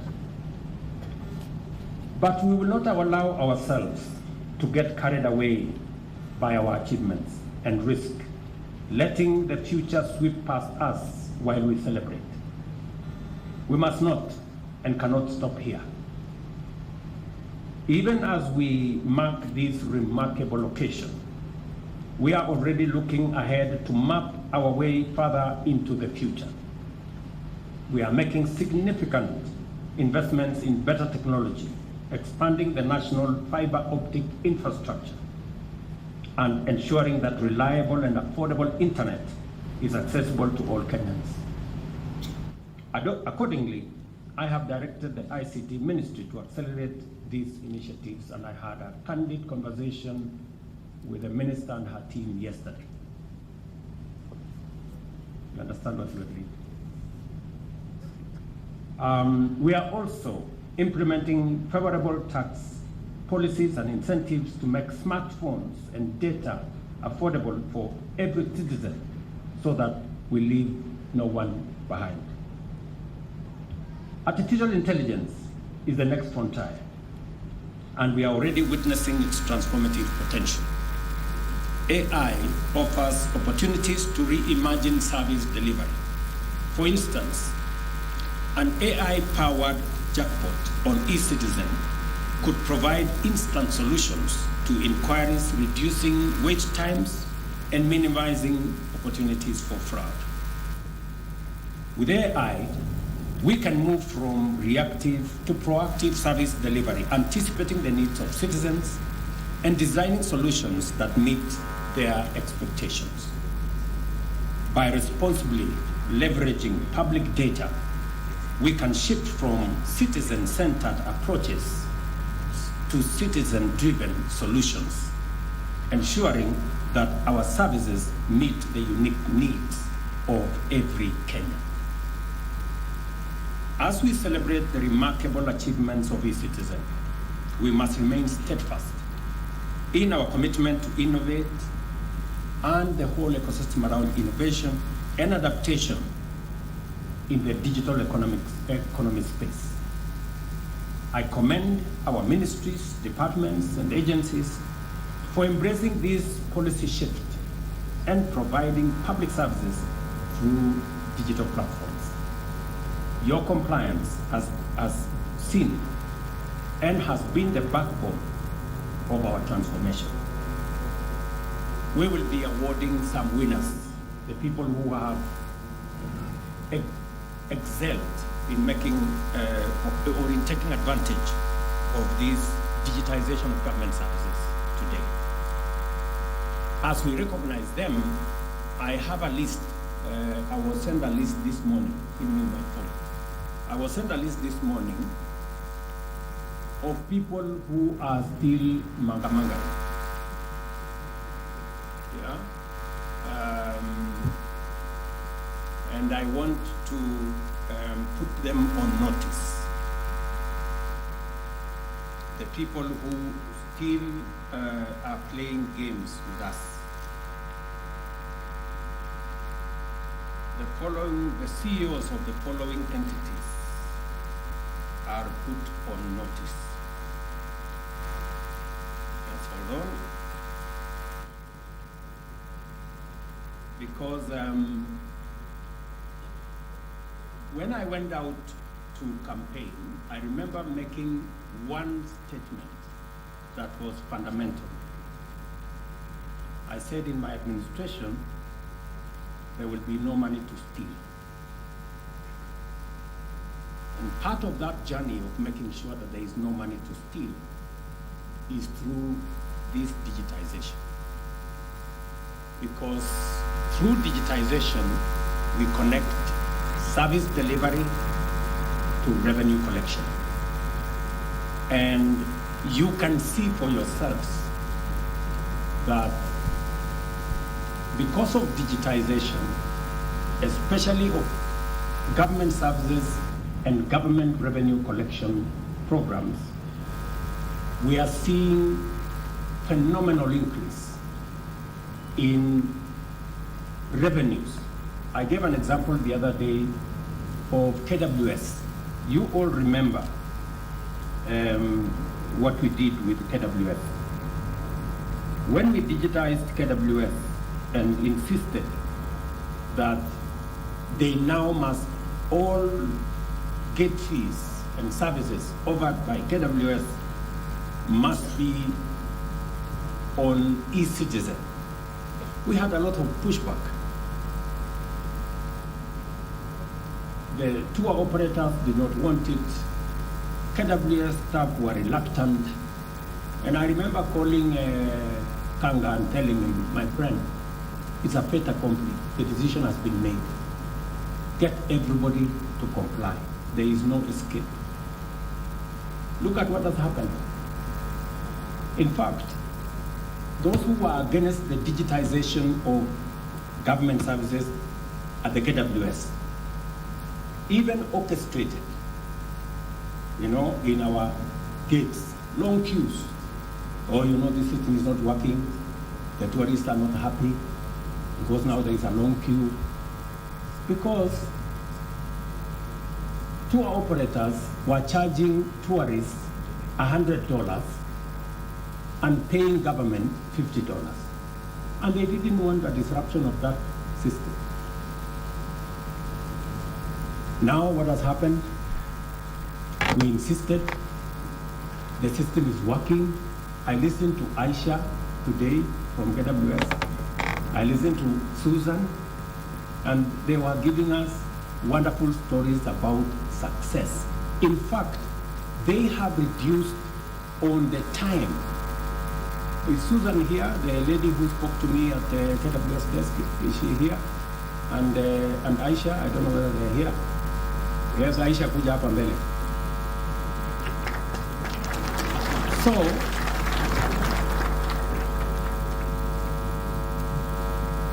and Wanjiro, what the Susan? There was also a lady, another Wanjiro lady there.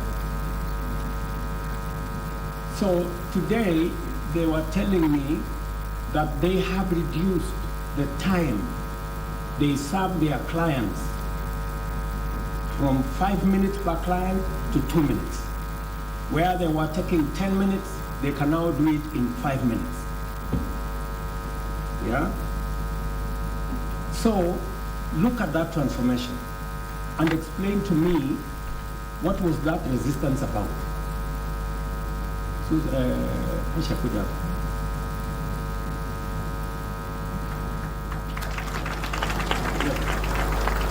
Now, can you tell these people what you told me about what has happened to KWS? Your Excellency, after onboarding our services to the eCitizen platform, we have enhanced our services. Our clients are happy now.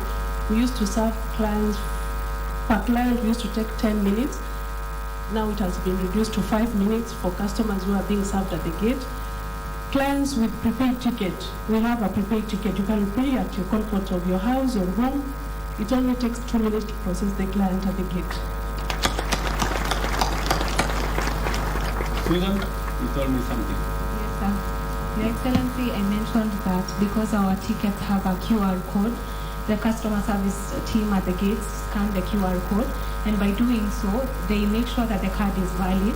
And at the point of exit, they also invalidate the card to make sure that it is not used again. It is not recycled in essence. That means that we have reduced and closed the gaps on revenue leaks in the service. And this has contributed to what Madam has said, that we have seen a growth in our income generation and revenue collection, Your Excellency. From 5.3 billion the year before we introduced eCitizen to now 7. What, Mr. Panga? 7.6 billion. It means a whole 2 billion shillings used to end up in people's pockets.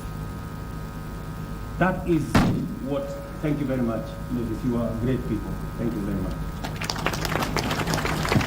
And this is the story across government in many departments, and we are going to be recognizing the people like KWS who have seen their revenues enhance, grow because they have embraced eCitizen. There are government agencies that are still dodgy, and I want to put them on notice. The National Cancer Institute of Kenya, Kenya Hospital Authority Trust Fund, Kenya Nutritionist and Dietitians Institute, Health Records and Information Managers Board, National Syndemic Disease Control Council, Occupational Therapy Council of Kenya, Digital Health Authority, you are a new entity, but you must comply. Kenya Biovax Institute Limited. I know the CEO. Please tell him I am putting him on notice.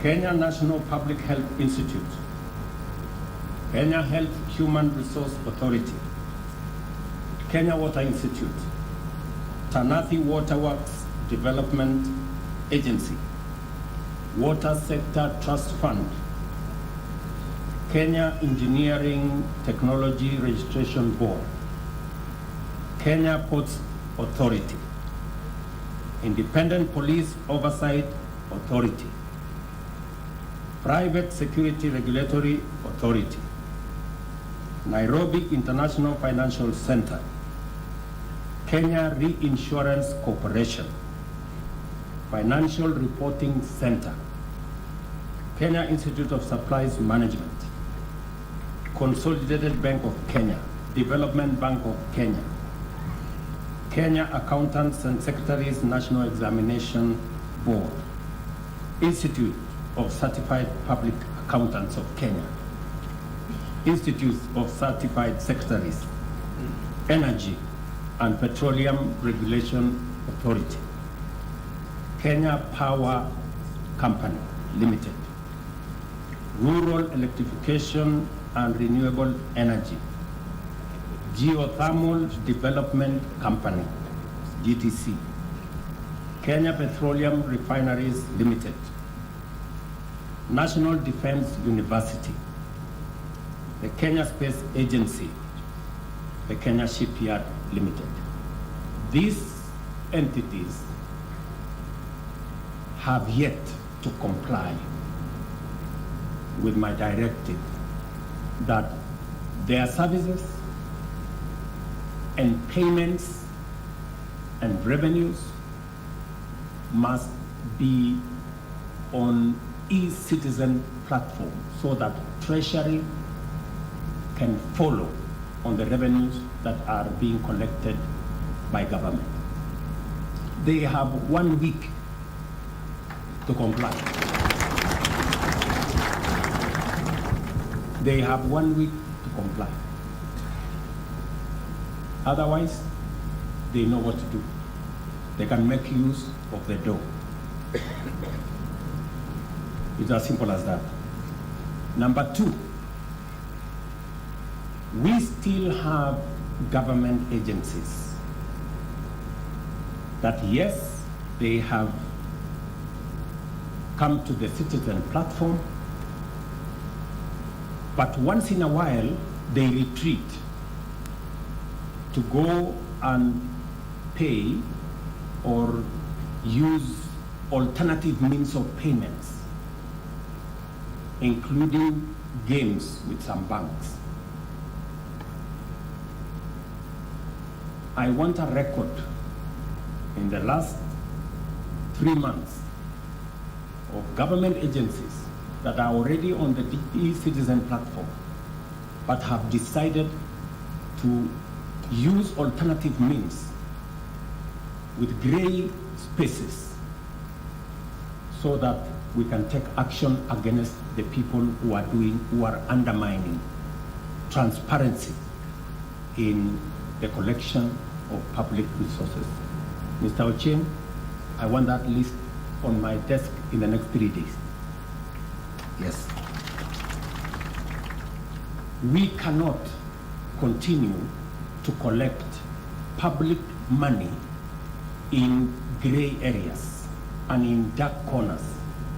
We said that all the 1,100 plus pay bills that were being used by all manner of entities, money that we were not sure whether it was ending up in public coffers, be closed. I am happy all of them have been closed. But there cannot be another route. We want a place where the public can know this is the portal where their money is coming. We can follow up on revenues for every public entity, and we can know what citizens are paying for gets to the public coffers. I know those people are listening to me, the people who still want to play games, and I want to tell them there will be no escape for anybody to continue practices that undermine transparency in the collection of public funds. I call upon everyone and all Kenyans, as well as our partners and friends, to rally together and build on this success to make Kenya a global leader in digital governance, a hub for innovation, and a beacon of transparency and efficiency. The dream of a digital Kenya is no longer an aspiration. It is a lived reality. that we do every day. And therefore, I want to commend the e-citizen team led by Ochieng. Can we have the e-citizen team people stand here? We give them a round of applause. Let us tuwapigie makofi hawa wa Kenya. These are great Kenyans. Congratulations for doing a good job.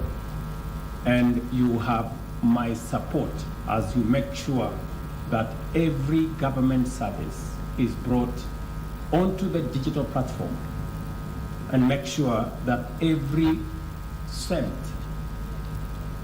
paid by the government, by the people of Kenya, is not lost in between. It is also the reason why our rollout of our universal health coverage program, we insisted that to get rid of inefficiencies of the past, to get rid of the fraud and leakages of money meant for health in the past, we drive this whole universal health coverage on a digital platform. I am very happy with the progress that has been made in making it easy for claims to be assessed, making it easy for citizens to access services, and making it easy for us to deliver using a digital platform, including from registration all the way to services in hospitals and all the way to claims that are made. Today, we are paying the claims that were accrued for October, making it possible that we're paying, I think, 1.7 billion today. Reconciliation that would have taken months now is taking weeks because we are operating this on a digital platform. And we are going to get rid, for example, of claims that have been a backlog and a burden to hospitals. After they deliver service, they have to wait many months, sometimes many years. Some of the claims we are paying now, accruing from NHIF, are a decade old. Some of them are 10 years, some of them are 15 years, because the system wasn't together. But those 15-year claims, we are now going to be paying last month, this month. Every month we are going to be paying for in the following month, to make it efficient, to make it transparent, and to enhance service delivery so that hospitals that deliver service get their money, refunds, so that they can continue to deliver service. It is also the same reason why we are working now on making sure that our revenue collection is also brought into a very open digital space. I am working with the Kenya Revenue Authority together with partners to make sure that, again, our revenues collected by the Kenya Revenue Authority are not subject to the usual pilferage and losses. And shortly, we will be at the place where e-citizen is today. When I said it a year ago that we are going to digitize government services from the 394 that were mentioned to then our target was 7,000. We have surpassed 10,000. We are now at 22,515. And it is my commitment that hopefully in the next couple of months, every government service must be on a digital platform so that citizens can enjoy efficiency, citizens can pay for services from the comfort of their homes. We get rid of physical challenges, we get rid of extensive travel, we get rid of long queues, we get rid of follow-ups that citizens have to travel back and forth to get government services that are obvious for every citizen. We're looking into the future, as I said.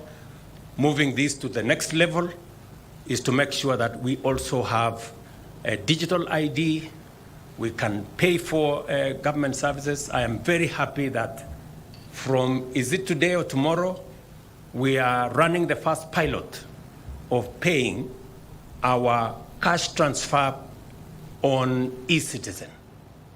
For those of you who follow this, we have close to almost 2 million people who benefit from our cash transfer program.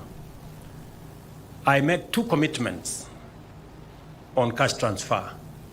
The first commitment I made in the last election was that I want these very vulnerable citizens, the aged, orphans, and people living with disability, to be paid as we pay salaries of public servants. They used to wait for 8 months, 6 months.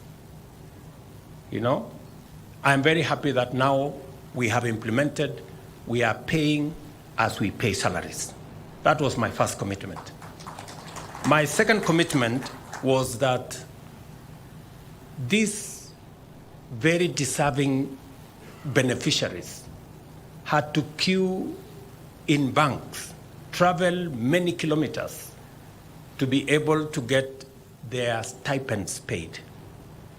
I committed then that we will work out a digital platform and pay them through alternative means other than banks. I'm very happy that the first tranche of that money, when are we going to pay Motari? From tomorrow?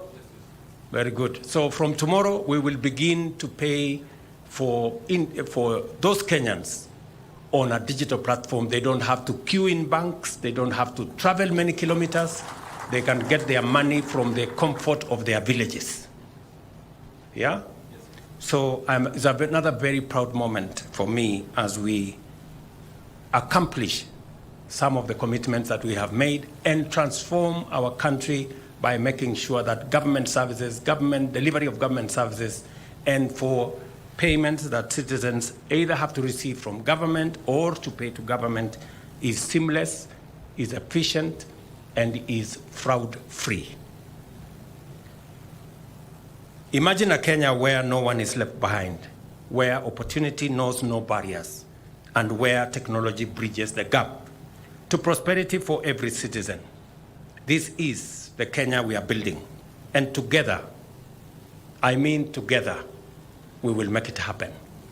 So I want to ask you and ask every citizen of our great nation to be a partner, to walk with us in this journey, to look at the opportunities that are there, to play their role in making sure that we accomplish the mission that we have set for ourselves of making this country great. Again, let me ask ministries, departments, agencies. There are no two ways about it. We cannot have two rules. All of us must be transparent. Integrity of public services and public resources is foremost. That is a demand by the people of Kenya. It is not a request, and that is a right that the people of Kenya deserve.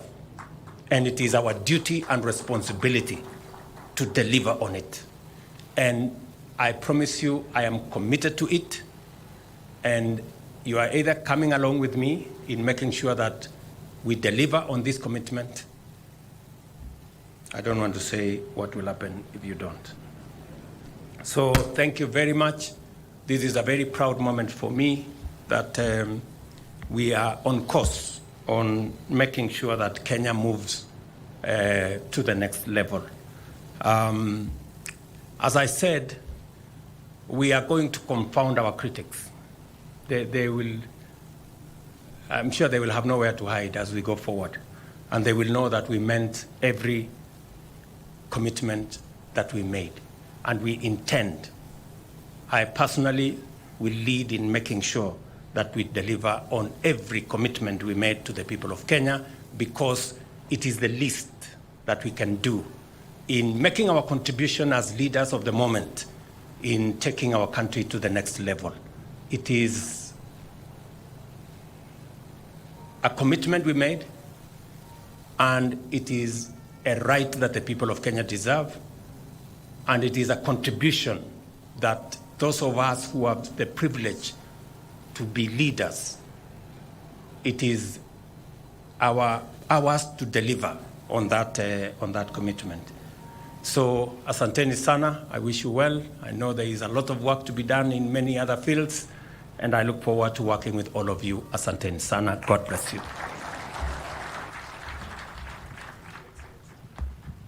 Thank you. Another round of applause for His Excellency. And Your Excellency, we now progress to the award ceremony. May we take our seats kindly? Let's take our seats. We'll progress to the award ceremony. So with your permission, humbly, Your Excellency, I'll request that you come back on stage. And the first award is in the category, well, we have corporate awards and individuals. And the first category is all-time highest transaction. And this one is taken by NTSA. Tuwapigie makofi tafadhali. NTSA are the all-time highest transactions. So allow me to welcome the CS, the PS, Mohammed Dagar.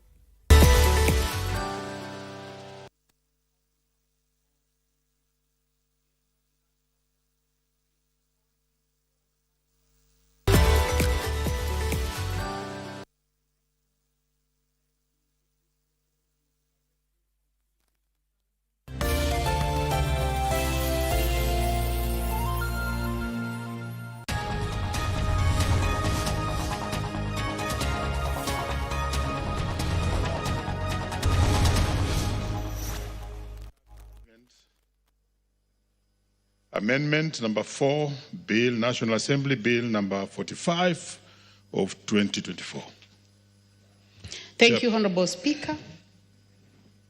Honorable Speaker, I beg to report that the Committee of the Whole House has considered Public Finance Management Amendment number 4, Bill, National Assembly Bill number 45 of 2024, and approved the same with amendments. Thank you, Honorable Speaker.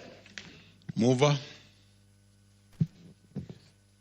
Honorable Speaker, I beg to move that the Public Finance Management number 3, National Assembly Bill number 44 of 2024, now be read a third time, and I request Honorable Justice Lemengit. Order. You may take that again. Please, clerk, give him the requisite notes he needs to use.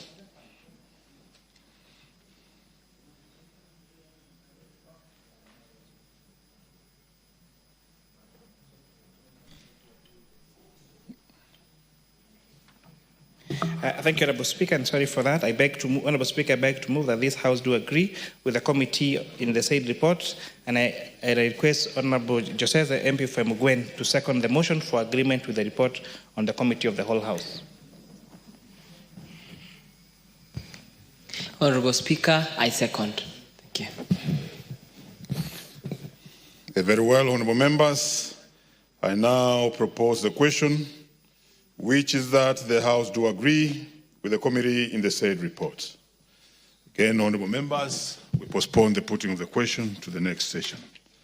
And finally, let's deal with the Public Procurement and Assets Disposal Amendment Bill, National Assembly Bill number 48 of 2024.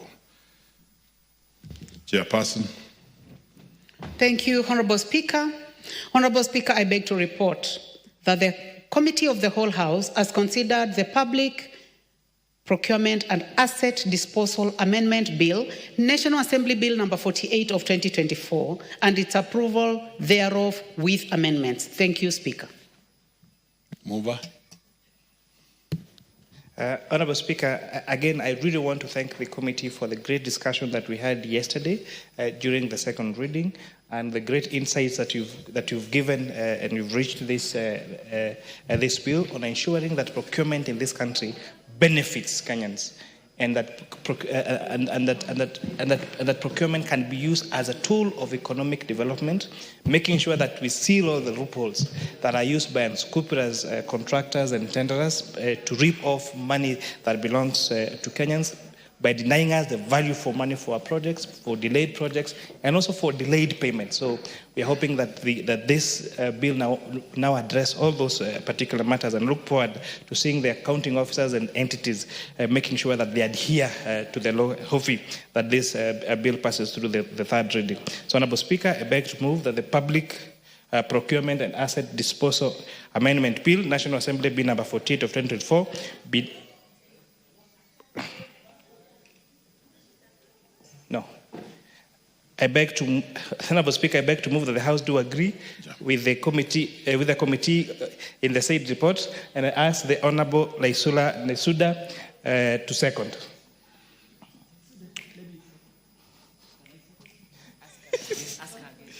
Honourable Speaker, I request the Honourable Laisula Nesuda to second. Is she in the House? Yes. Honourable Nesuda. Second. Put her on record, please. She's not on record. Mike.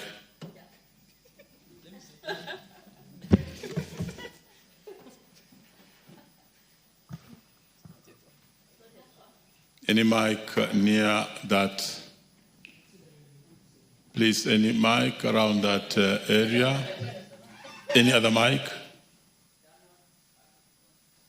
Very well, there's one ahead. Very well, proceed.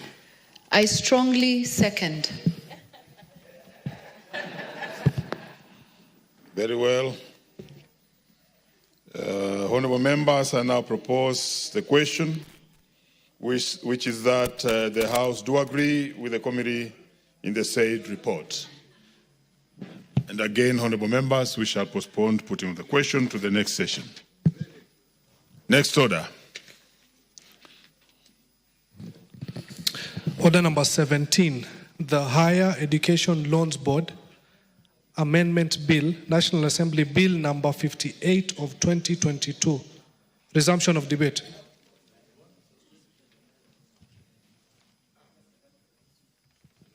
Mover.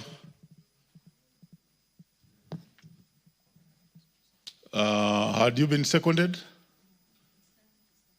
It's time to second now. So nominate a person to second for you. Thank you, Honourable Speaker. I would like to request the Honourable Member of Parliament for Mingi West, Honourable Charles Nguna, to second the motion. Charles Nguna. Thank you, Mr. Speaker, for giving me this opportunity to second this motion by indomitable lady from Machakos, Cowdy Joyce Kamene. Actually, Machakos people should be proud of having such a motherly Cowdy MP, because she is factoring almost everybody who is in school. Madam Speaker, the Higher Education Loans Board, Higher Education Loans Board bill is just seeking to amend Act number 3 of 1995, which exclude students who are under 18 years from accessing the loan. And Mr. Speaker, doing education early is not a crime for people. I am one example of a person who finished secondary education before the age of 18, and I joined university at the age of 17, Mr. Speaker. Mr. Speaker, you know the background of our students. Some of them come from a very poor background, and they need these loans actually to access the facility so that they can continue with their studies. And being at the age below 18 years, you cannot access this credit facility, Madam Mr. Speaker.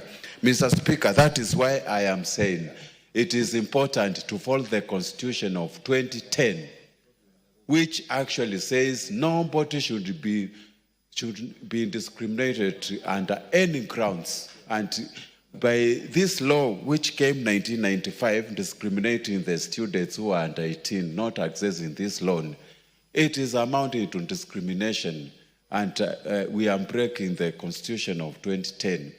Everybody in this country must be treated fairly and equally without discrimination, Mr. Speaker. We are requesting the bill to be amended so that even if the student has not achieved the age of 18, you can use your guardian and your parents as co-signatories so that all of them can access the loan. And with those few remarks, I strongly second this motion, Mr. Speaker. I urge all the members who are in the House to second it and also approve it. Thank you, Mr. Speaker.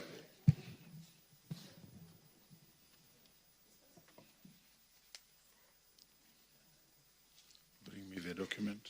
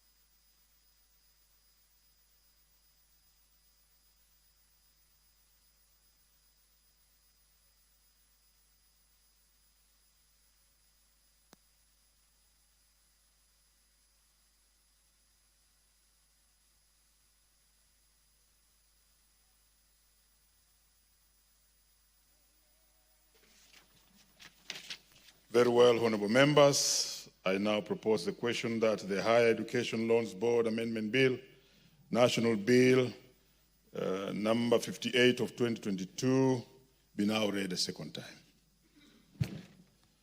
Who gets the first bite? Ridikiri Mugambi. Thank you, Mr. Speaker, for this opportunity. Our children deserve education.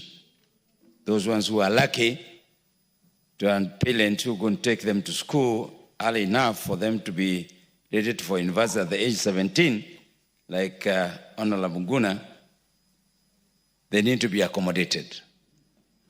I think going by what we are seeing now, majority of our kids are going to the school early and they are able to push themselves to the university even before they reach age 17, some of them. I think we need to start talking with the doctor to tell us exactly what is happening, because some of our kids now are able to grasp the education at a very tender age. And really, as Kenyans, we need to react as such. Mr. Speaker, it is true that no kid should be disadvantaged. The capping of the age 18 by our laws, I think, need to be relooked again. I know in America, at the age of 16, you can enroll into the army. We still have to go to be given the reason why we insist that you can only be determined as a Kenyan citizen when you reach age 18. But that's not the issue. The issue here is funding for the university in totality, not only with the help. One of the problems that we are having right now with the new education funding is that some of the kids have no identity cards, and therefore they are not in the system that when you're answering the questions, when you're asked your ID number, you're not able to give. Mr. Speaker, there is no reason as to why somebody who is ready should not be given the loan. And I think this is more of an administrative matter, Mr. Speaker, that when somebody has finished is or a high level, I think we need to have a document. We used to use the living certificate.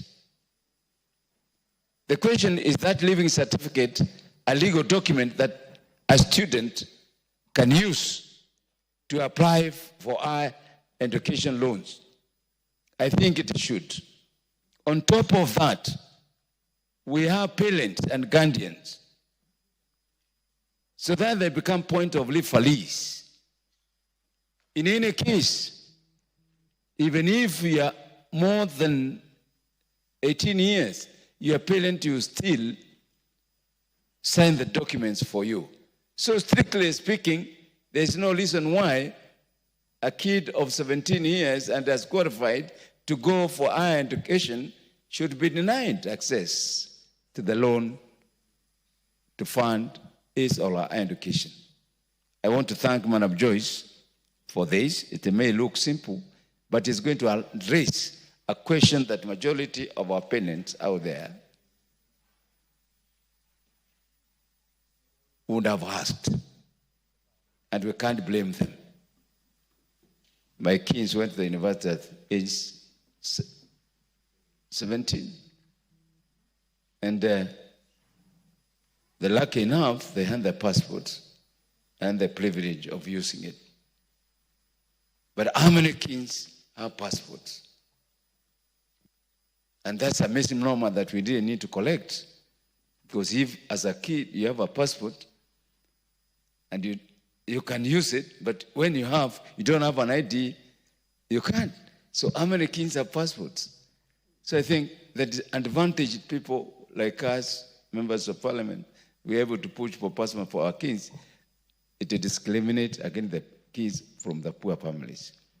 I support this amendment, and it needs to be executed as quickly as possible, because by next year, we are going to have a big pool of those kids wanting to join the university.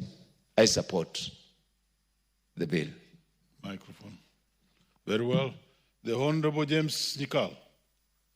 And James Nikal, as you speak on this, I think your debates will need to be very deep, because there's a particular law that led to this, and now how we are mitigating from that one. Thank you, honorable members. Thank you. Thank you, Mr. Speaker, for giving me opportunity. Mr. Speaker, this, although simple, actually strides very many major principles. I'm not quite sure which law you are referring to, but I guess it is referring to the age of school entrance, and in the Education Act, it refers to the age of childhood when you become an adult and you can now get identity cards. It actually just shows that many of our laws, actually we do not harmonize the laws. So you have one law in one area which is actually conflicting with another law. And this is another example where we put a law that actually conflicted with the law of when people should actually get ID cards. And I think we should start thinking whether that itself, the definition of childhood, and therefore being able to get a card, is an area that we should look at if it generates problems such as this. Having said that, Mr. Speaker, this also is actually a problem in the education sector, which, as we know now, is faced with a myriad of problems, policy issues that we are not able to harmonize and get to operate properly. And even within the education system, you still have a problem with basically funding of university education. And this is, again, a smaller bit of the problem of funding university education. Mr. Speaker, the main one I know, I'm coming back to this, the main issue of funding of university education is just proxy means testing. It is as simple as that. People are now saying we want to change band 5 and abolish band 4 and band 5. But you have to find out how do we get to those band 4 and band 5. So if that proxy means testing was done properly, it would help us. Because even when we help the children by this bill we're discussing, and still they'll be faced by that other problem. This is, to an extent, curing what is actually a discrimination, as our constitution depicts, which indicates that there will be the state shall not discriminate against any person for any reason, age, sex, and so on. And this is specifically discriminating against these children because of their age. And to that extent, I support this bill. It is a simple bill, there isn't really much, but it is important that we correct that. As we are correcting that, we should also correct of all the other issues I've raised. That a child can get to university before the age of 18, it also brings another issue, and Mr. Speaker, you are in the education sector. Do we have a law? Do we have any guidance? And a member had asked here why children are getting there earlier. Do we have proper guidance of when children should get to school? Because that is where the basic problem is. If we had a proper guidance and we had a proper law which we adhered to, there would be no way where some number of children would actually be in school. If the reason is child development, me as a pediatrician can say, people like Honorable Nguna here, in their childhood demonstrated that the children who can actually develop faster and therefore look. But you also see this thing actually even in areas of sexuality, that we are now looking at the ages that we are putting in place. Are they correct? There may be changes in human biology where maturation occurs earlier. If that happens, we need to look into that. So I think this bill looks at that, and to me is clear. This is something we have to support. Children cannot suffer for the mere reason that they went to school earlier and therefore performed well. They went to school earlier and performed well, and because of that, now they are getting into problems. I therefore support that we actually amend this, allow the children to get the support that they need to get. However, Mr. Speaker, as I say that, I noted in section 2B, when we are saying that if a child is below this, then the parents will have to sign for them. I don't think it's just a matter of signing, because actually you are getting to an agreement, so that it's not a matter of signing, it's actually, you are actually taking responsibility, and it is like you are actually securing, the parents will know they are actually securing that loan. It's like a guarantor. The parents are actually being guarantors. And I think we need to look at it a little earlier and perhaps make amendments to decide if this child then defaults later on when they are adults. Can't they come around and say, well, somebody else signed? Because at that time, you cannot tie them to the responsibilities of their parents looking after them when they were young. And so I think we look at it, not just signing, but if they are going to be guarantors, then we have to get the appropriate wording so that they are guarantors, or a wording that indicates that when they become of age, they then hold responsibility for the signatures that their parents gave when they were below age and were allowed to get the loan, despite the laws in place that are indicating at what age you can take of legal responsibility. And with that, Mr. Speaker, I support this, but those areas need to be looked at, and probably we'll look at them in at the amendment stage. Thank you, Mr. Speaker.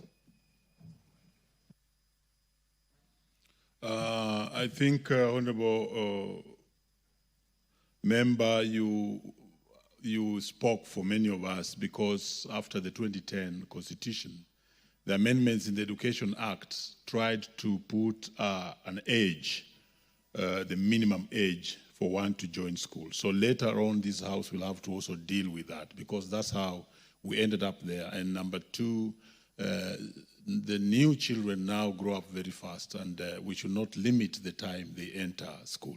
Yes, Honorable Member for Kapuchai.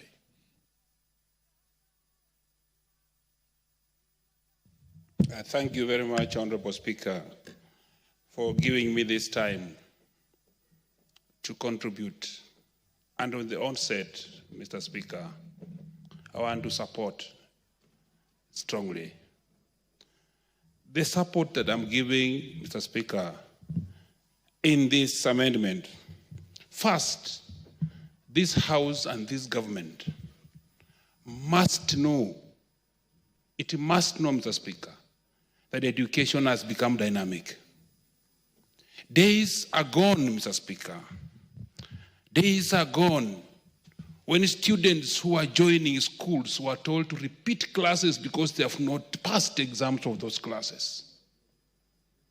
That way, Mr. Speaker, if one has to repeat, because during our time when we were growing up, and at the same time with you, Mr. Speaker, if you don't get some 50% mark, you are told to repeat a class.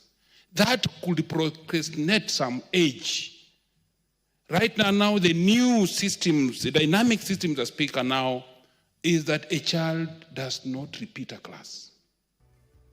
Secondly, Mr. Speaker, days are gone when those who are joining universities were coming from Form 6. Form 5 and Form 6 was some also added years. So people are joining universities when they were out of the age above 18.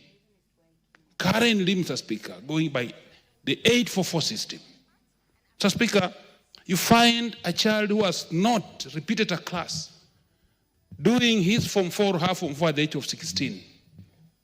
But Mr. Speaker, this amendment has come right in time. Right in time. And I want to commend the Member of Parliament for bringing this very.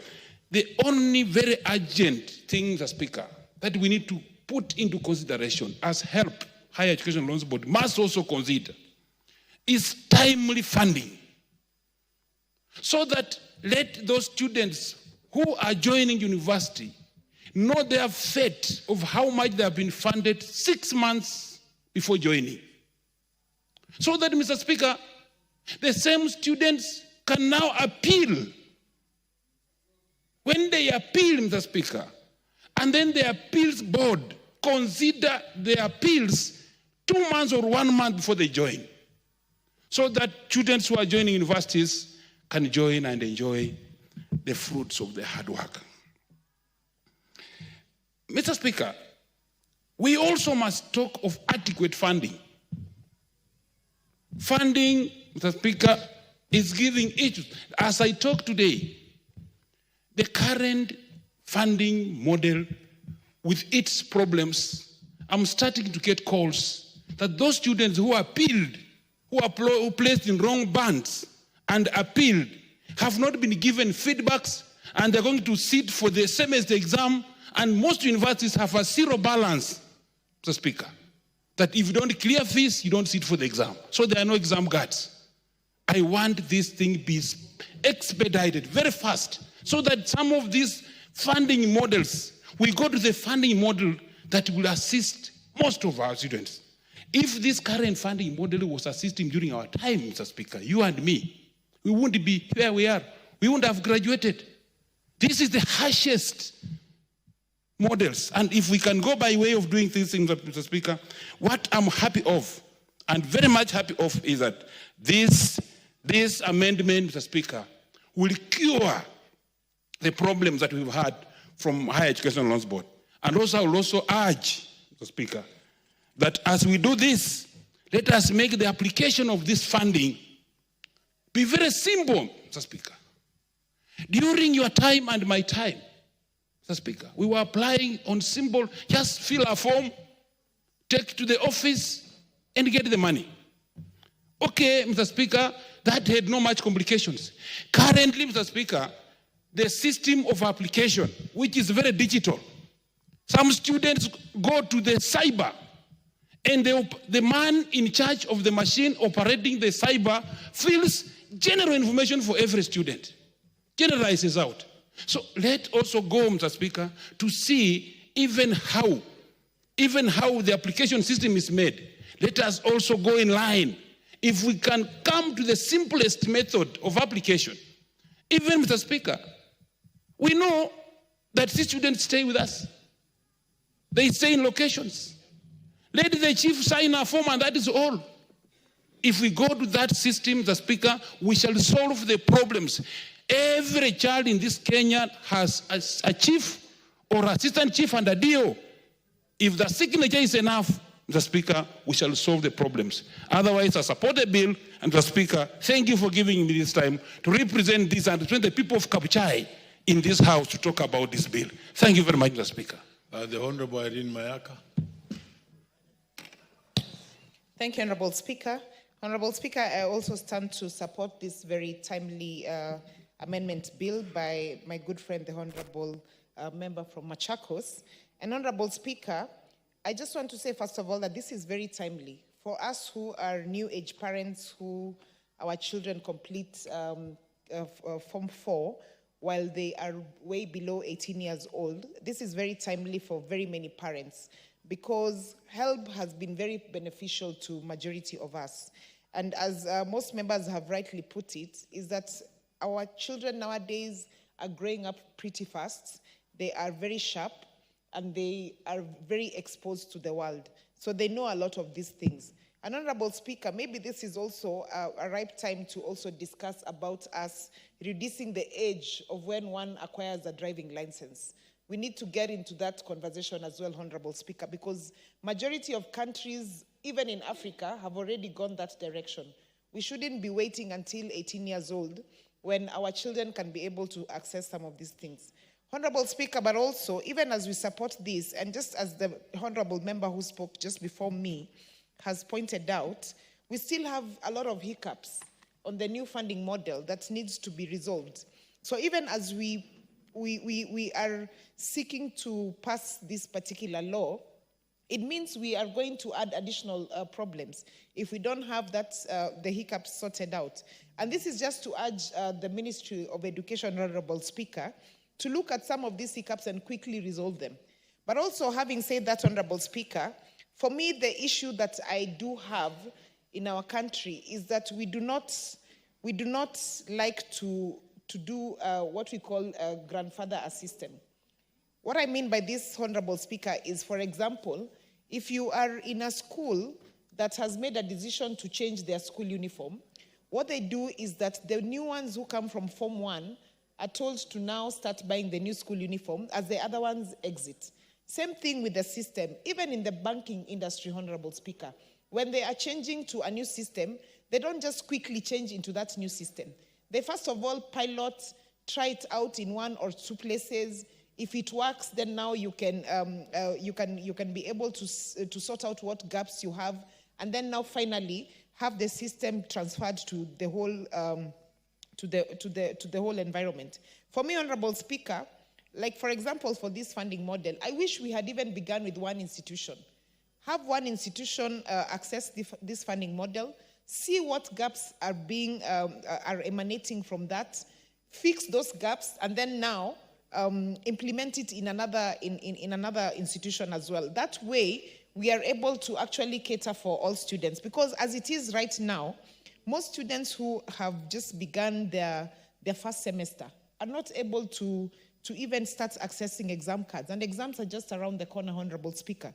So, Honorable Speaker, yes, I do support this very progressive bill, but as I've pointed out, we really need to fix some of these issues that are affecting us in our country. I thank you and I submit.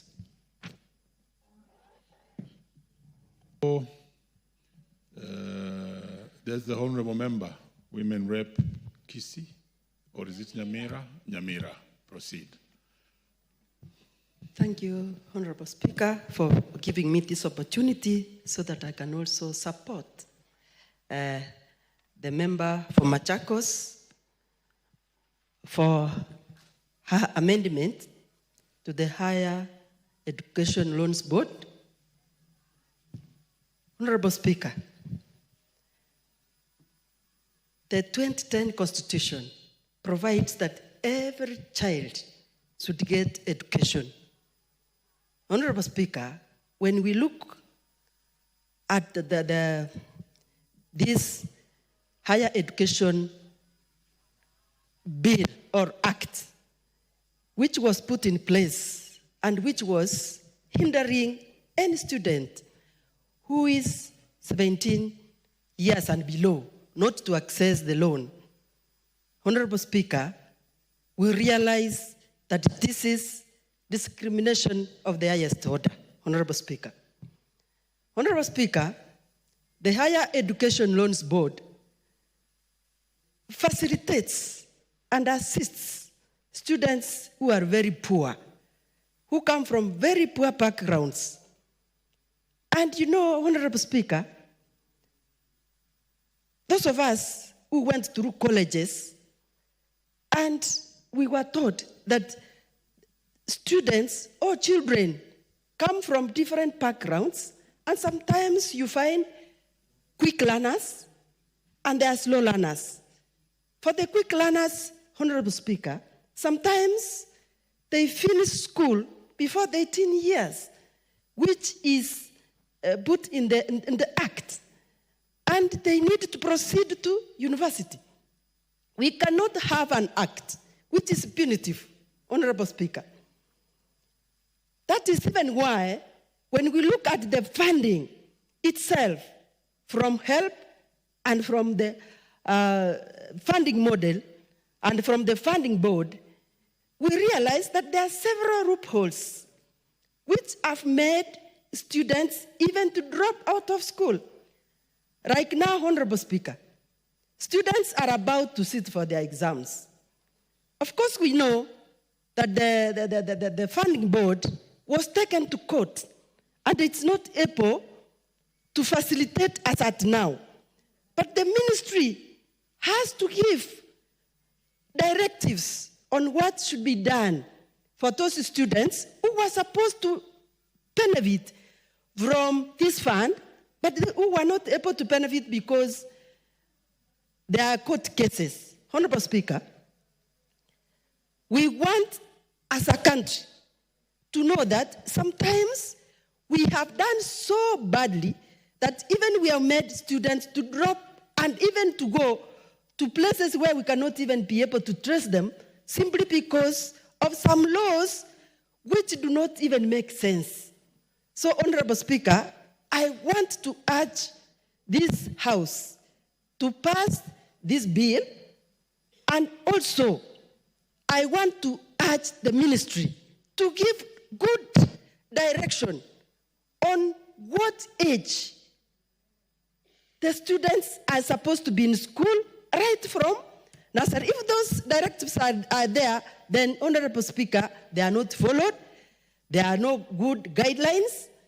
So the country is confused. We cannot waste students' lives simply because of some of the laws which are confusing. So, Mr. Speaker, I support and I urge this House to support this bill. Thank you, Honorable Speaker.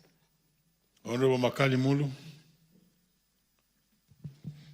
Thank you so much, Honorable Speaker, for this opportunity. Honorable Speaker, I want to start by really congratulating my sister, Honorable Kamene, for this important amendment relating to the education sector. Honorable Speaker, the education sector in this country has been faced with a number of challenges. And some of these challenges are making the sector look like it is not working. And then attempt to start minimizing the challenges is a welcome attempt, Honorable Speaker. Honorable Speaker, this matter being debated this afternoon, the issue of the age of our children who are joining university, is a very, very important matter. And all of us as members of Parliament, I'm sure we have been confronted with this challenge. In my own constituency, Honorable Speaker, a number of parents keep coming to my office telling me that their child has been admitted into the university, but they can't apply for the loan, basically because they are underage. And when you are trying to find out what it means to be underage, the issue is just because they don't have ID. And on that basis, they have been told you can't be able to access the resources. And what normally happens, Mr. Speaker, what people forget is there is no way any child in this country will join university in year 1 and leave university by year 4 without achieving the age of 18. So it means at some point in that process, the student will still achieve age 18 and will have an ID. So to me, the way we should be thinking as a country, and that's why I like this proposal, we should come up with a mechanism, Honorable Speaker, that if I'm underage, that I don't have an ID, and I only require 1 year to get an ID, the government should be able to come up with a mechanism to ensure that I get my loan, and when I hit the age of 18 and I get ID, then whoever has been signing as it has been proposed in the bill, for me, can actually now exit the signing and I take over because now I'm age 18. And I think if we do that, we will be able to facilitate our students. Because, as you rightly put it, Honorable Speaker, during your time and my time, the old days, it was not possible to get to university before you are 18. But you remember, some of us would even go through NYS, there would be a delay in going to university. So by the time you hit university, you're almost 20, which means you don't have that problem. But these days, because of what is happening, children are joining class at 6, some of them. Others are joining at class even at 5. And because they are more intelligent than our generation, Honorable Speaker, they push their studies to a level that they don't repeat any class. And you find somebody has completed from 4 and they are still at age 17. So I think really we must thank Honorable Kamene for this attempt to amend this law. And what I would request is, honorable members, let's support this so that the students who are coming to us with these challenges are able to access university education without any problem. And we all know, if we sort out this one matter, it will be in the right direction in terms of sorting the other challenges. A number of honorable members have said this sector has a lot of challenges, Honorable Speaker, because the other challenge we are facing, all of us, is this thing called banding of students, where students are being put in different bands. You realize, Honorable Speaker, somebody comes to you and you know the home, you know the father, you know the mother of the children, and you know the siblings, and you find somebody has been placed in band 4, while actually they should be in band 1. And when you try to reason why they were being placed in that band, looking at their scenario, you can't understand. So I think really this sector needs to be, a lot of things need to be streamlined. And that's why, honorable members, through our Committee on Education, we need to support the committee and people like Honorable Kamene who are bringing these amendments so that we streamline this important sector. If we don't get it right in our education sector, Honorable Speaker, I can say for sure, without any fear of contradiction, our future generations will be challenged in terms of taking this country to the next level. So since human resource is the most important resource in any country in terms of matters of development, we must make sure that we get it right in this sector by streamlining the issues which have been raised in this bill. And on the basis of that, Honorable Speaker, I support this amendment. Thank you very much, Honorable Speaker.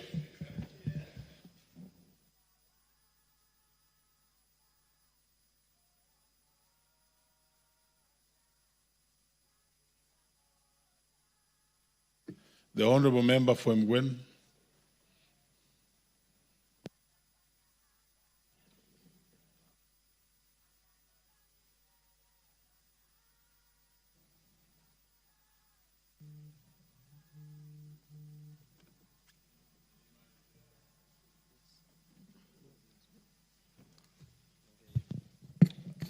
Thank you, Honorable Speaker, for giving me this chance to support the amendment of this Higher Education Loans Board by Honorable Joyce Kamene to allow students who are below 18 years to access HELP loan without necessarily providing the IDs. Honorable Speaker, there's been a very serious discrimination by the Higher Education Loans Board for not allowing students who are below 18 years to access their loans. And they've denied them freedom of education, Mr. Speaker. And this bill came timely by Honorable Joyce Kamene, whom I consider as a lion lady. I've known her really criticizing a lot of things by the government, but in the right direction. And this bill actually defines her as a mother who is considering children or teenage students who are below 18 years. This is actually timely and very considerate. I really want to congratulate her. The reasons for requirements of IDs in institutions of where they provide loans like banks and help, for example, is for verification of identification. To know who is this student, what are the details of the student. But right now, Mr. Speaker, students have names, students have index numbers. We already know who they are. So once, we don't need an ID, especially during the entry level, because we already know them. And with these dynamic moments and times, Honorable Speaker, where we will have Maisha number being used moving forward, in future, probably we might not need the IDs. So the other issue again, Honorable Speaker, is for credit assessment. In this case, a student joining university or tertiary colleges, we don't need to assess anything on credit worthiness. We know he's a student or she's a student, she's still studying, and so she can just progress. Her or his credit worthiness will be known later when she enters or he enters into businesses. The other issue, reason for issuance of IDs or requirements of ID is for tracking recovery. In this case, Honorable Speaker, for the period the student will be studying, entry level, during the entry level up to completion, there's some formalities that can be done so that to allow this student use his or her ID. But for now, during the entry level, Honorable Speaker, they can use whatever the documentations they have, the birth certificate, the names, the index numbers, and in that transition period, it can be done before this student completes her education. So I beg to support this bill and to also thank Honorable Kamene for coming up with this timely bill. Thank you, Honorable Speaker. The Honorable Elizabeth, Meru County Women, Member of Parliament. Thank you very much, Speaker, Honorable Speaker, for giving me this opportunity to comment on this very, very important amendment. I want to thank Joyce Kamene, Honorable, also for bringing it so timely. We keep on saying that education is an equalizer, and I'm even beginning to wonder why this happened in the first place. No child should be discriminated in any way, whether age or otherwise, for her or him not to enter any level of education, and particularly now we are talking of university education. I know the Ministry of Education has many challenges, and this is the list of what should be bothering them about their age. So, Honorable Kamene, I just want to thank you most sincerely for bringing this up, even as we brought up many other issues that are concerned with the education of our children. I think that is very vital to me and very crucial that all children, irrespective of their ages, get the education that they deserve. Thank you, Mr. Speaker, for again giving me this opportunity. Thank you. The Honorable Adams keeps an eye. Thank you very much, Mr. Speaker, for giving me this opportunity. First of all, I want to congratulate my my friend and member for Machakos, Honorable Kamene, whom we are serving together in the same committee, for bringing such a very important amendment. Mr. Speaker, you know, education is, there's nothing that you can compare in this world with education. Education is an equalizer. Education gives everyone an opportunity to serve in any position, anything that he wants, or anything that he aspires in his or her life. Mr. Speaker, as it is now, the act is discriminatory. It actually goes against Article 53 of the Constitution, which guarantees every child the right to education. So, Mr. Speaker, by saying that a child of below 18 years is not qualified to benefit from government money because of being underage is actually discriminatory. Mr. Speaker, we have many ways of identifying this child through birth certificate, name is, as it has been said, or even the parents' identification. Because we are living in a democratic country. These are children of this country. So by saying that they cannot benefit from government money to pursue their career is actually discriminatory, and this is something that needs to be dealt with, because we are having many children in this country who are not able to go to the school. Some are in our homes each and every time because they are looking for this important thing called education. So thank you very much, Honorable Kamene, for bringing this. We can as well even use religious leaders. If people are not satisfied with parents or even suspecting guardians, we can also use religious leaders, chiefs to identify.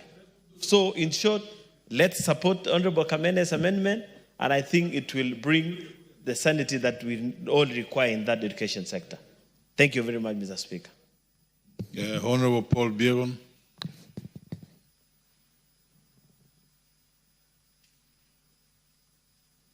Thank you, Mr. Speaker, for giving me this opportunity. And on the onset, I rise to support the member of Machakos, who happens to be one of the members. We go to the same church, so I'm really very proud of her, that at least she has thought like a mother and like a Christian.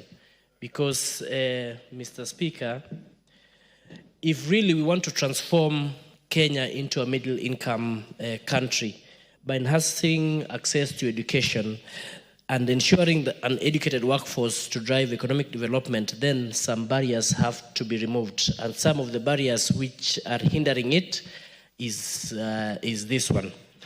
There are some children who finish school when they're still young, and it is not their mistake. Probably they were sharp in school, they did not repeat, or rather their parents took them to school early. And if a child has finished school by 16 or 17 years and wants to join secondary school and wants to join university, then it is really going to be discriminatory for that student not to be given a loan. And as the Constitution clearly states in Article 43, it's very clear that every person has the right to education. And I feel if we don't support this particular amendment from Honorable Kamene, then many of the students are going to suffer. So I stand to actually support this amendment. I tell Kamene congratulations for such an amendment. She's usually very controversial, but in this one, I think we are together with her. So keep it up, and I think I'm here to support. Thank you. The Honorable Dido Raso.